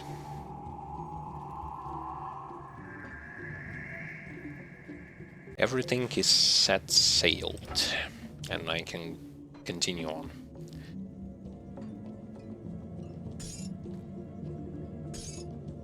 I guess I'll put him here. To be completely honest, well, having those gigantic stash slots, I am 100% rooting for this idea to be implemented in pretty much every single action RPG. Every single action RPG should have something like that, because truth be honest, especially if you play a lot, especially if you have a lot of characters, especially if you like to stockpile items, the more stash space you're going to have, the better. That's just period. It's undeniable. So yeah. Because having small stash space, especially when you are having a lot of items that you can collect, nah. Like, no way.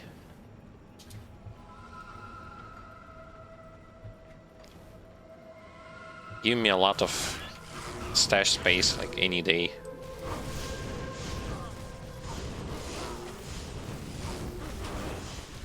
Zakarum meets. Well, we are approaching the temples of Zakarum, so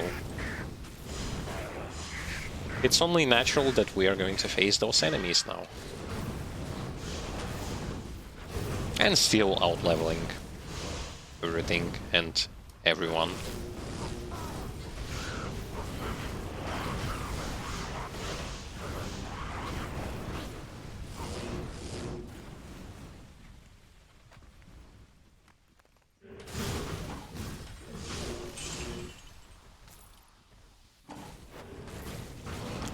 Like how they are called Doom Ape, yet they not even representing apes whatsoever. If anything, those do not look like apes, man. Today's pronunciation is just all over the place.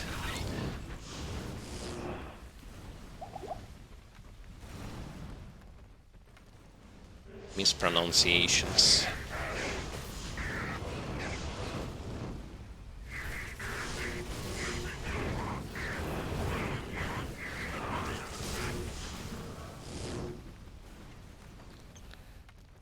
All right.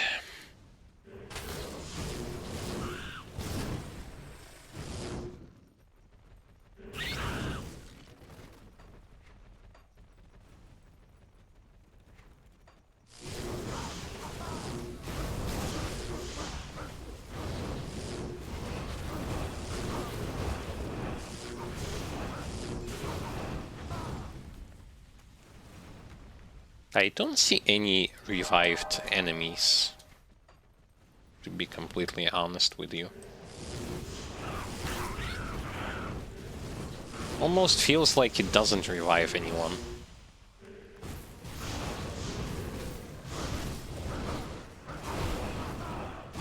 And for a 50% chance to revive enemies, there's definitely no revival action going on.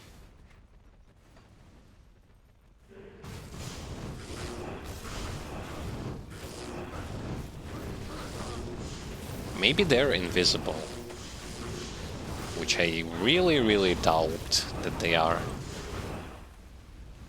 It's more likely that he's just not reviving anyone.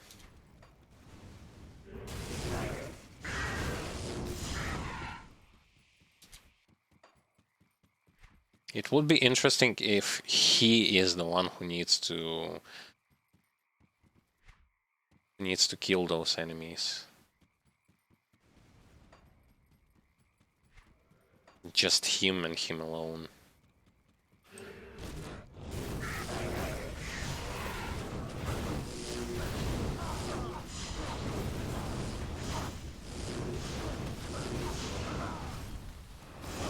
But that's also not the greatest thing, because I don't have time to give him to kill the enemies himself.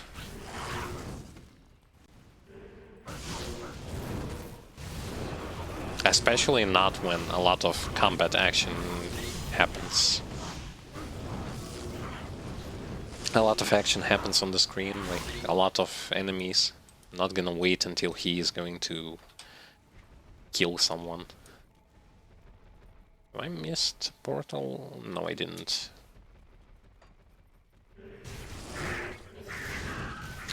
Yeah, I forgot to put a devotion point.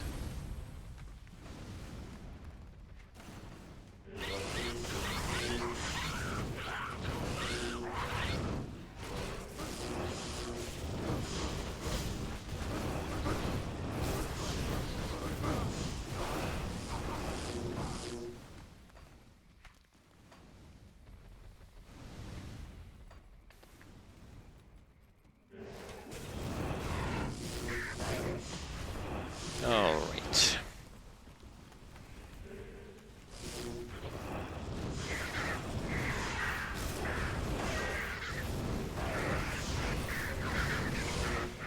Nice name, like, names for some monsters.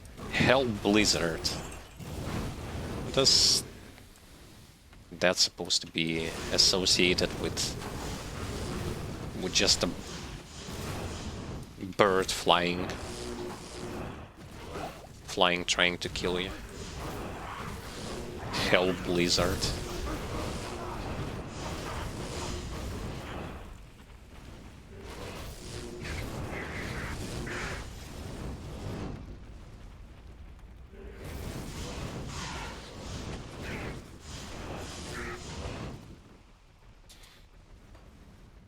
Whew.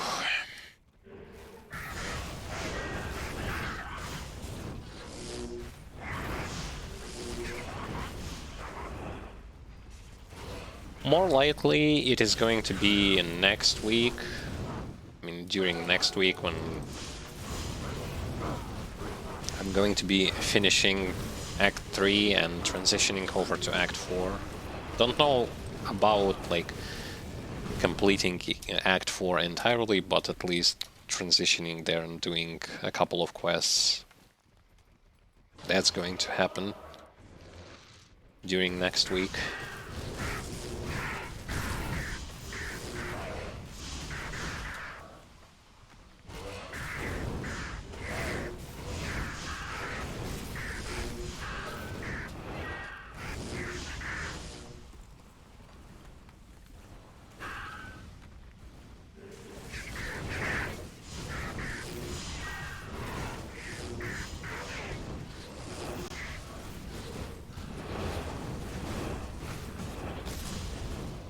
Because right now we have just set foot in the Sakarum outskirts, so it will take a while for us to get there. I don't see any revived enemy here.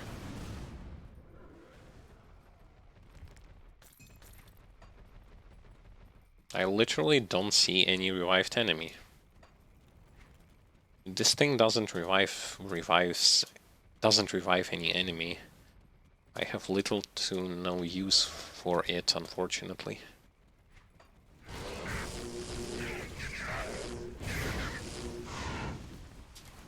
Back in original D2, this skill, like, you yourself can revive fallen enemies. You don't have to wait until some sort of creature kills it. Like, your minions or you yourself can kill it and just revive it with the press of a button. Here it is different. And if I won't going to be seeing any revived enemies, then what kind of use for that skill do I have?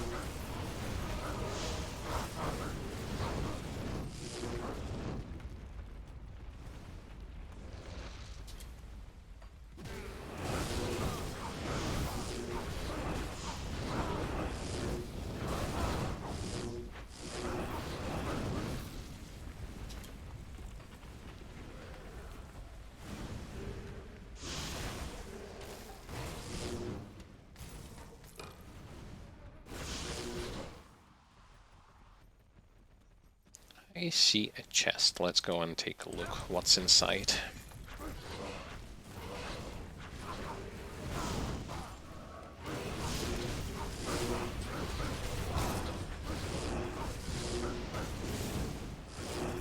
This location is kinda dark. But then again, we are approaching the corrupted zone. There shouldn't be any bright light. Unless it's hellish. But we are a bit too far from hell itself. I'm gonna take a look at how hell looks like in Act 4.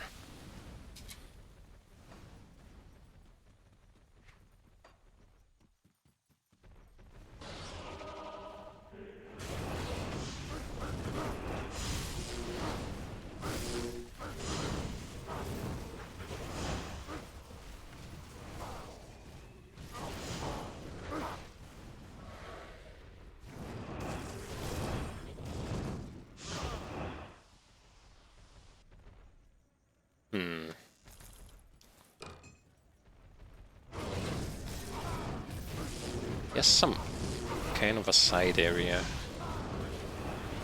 Do I want to go there? Not right now. I want to open the portal. That's for sure, because if I'm going to be disconnected again, I don't want to go through all the trouble of fighting those enemies.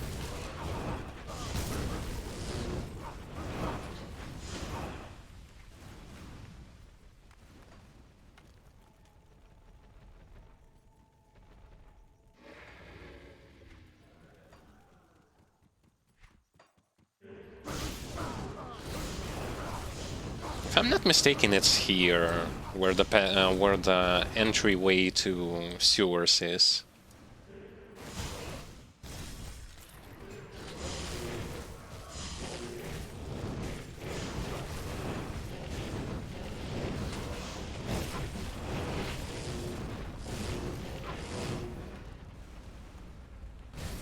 Or at least it should be here.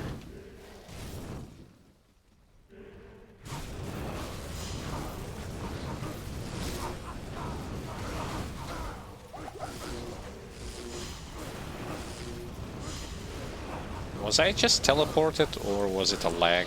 I think it was a lag that made me go there.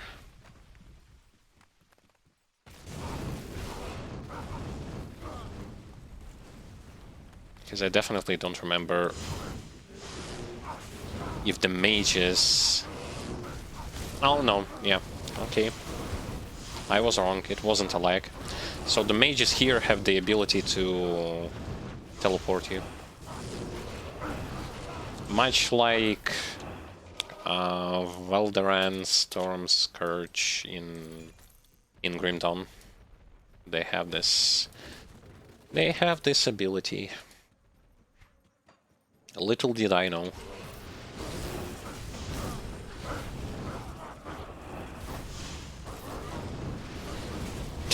They can TP even enemies. Stop it. Stop doing that.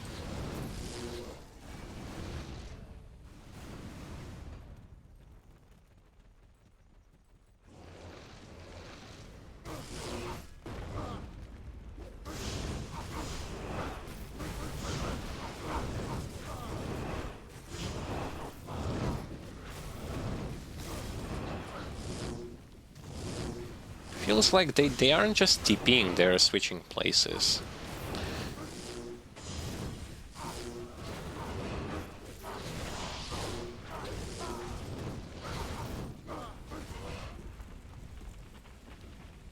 Ruined Temple.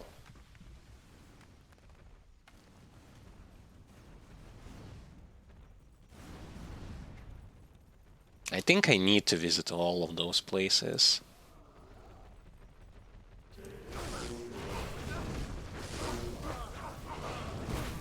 Unfortunate is that we are getting closer to the end of the stream, so I don't know how long those dungeons are. That's the problem. So me getting inside there and not finishing it.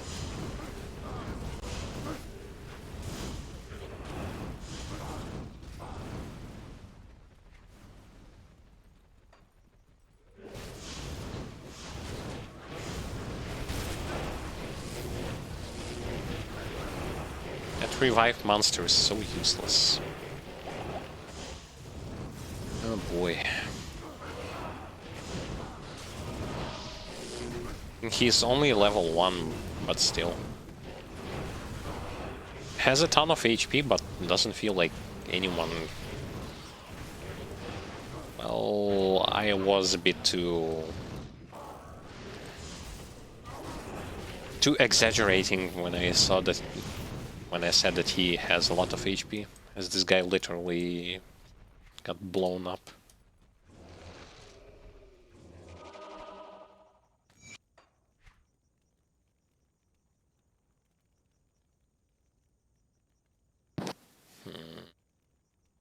I don't even want to put points right now into him, to be completely honest.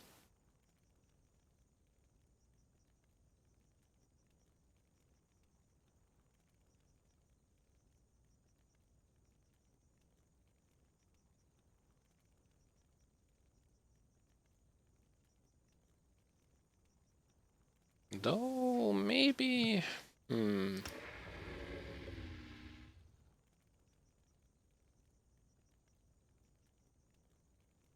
Lives for 60 seconds.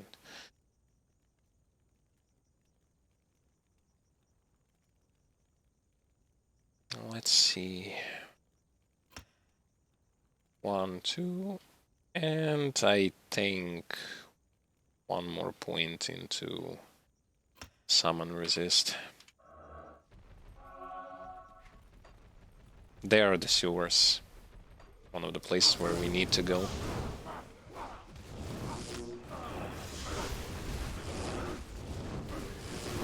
Please just revive some enemies.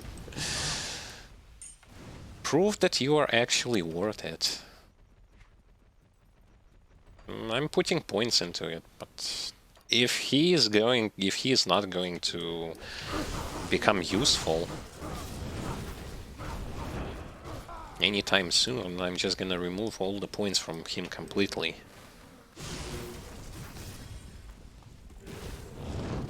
I want to see revived enemies.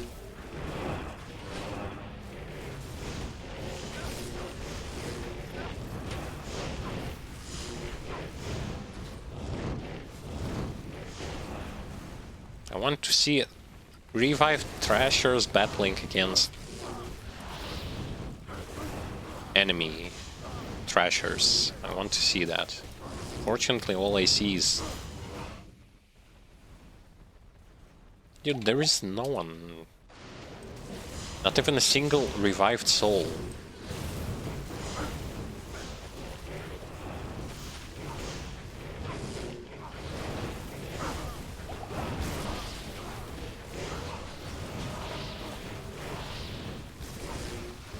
Oh, yeah. Sweet. He just died there.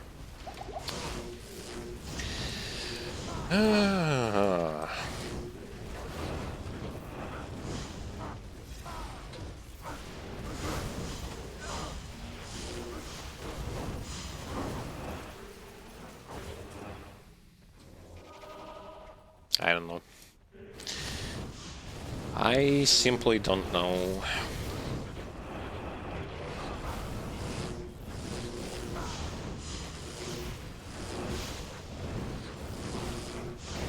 I unfortunately do not see, like, here's the problem.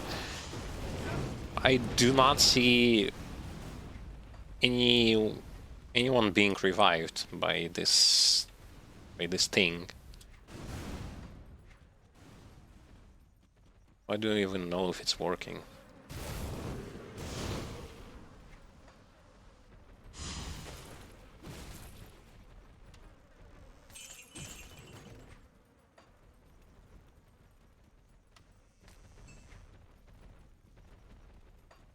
Guess I don't.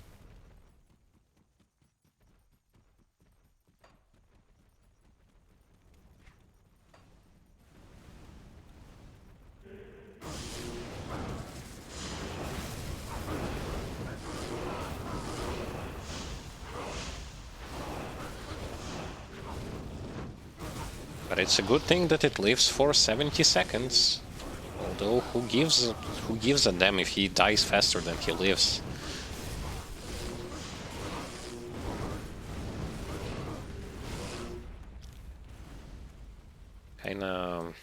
Kinda disappointed in that skill.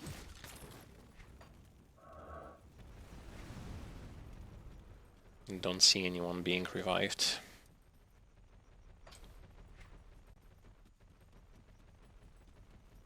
Well, we have 1, 2, 3 places to visit during next stream, and then continuing on over to this side.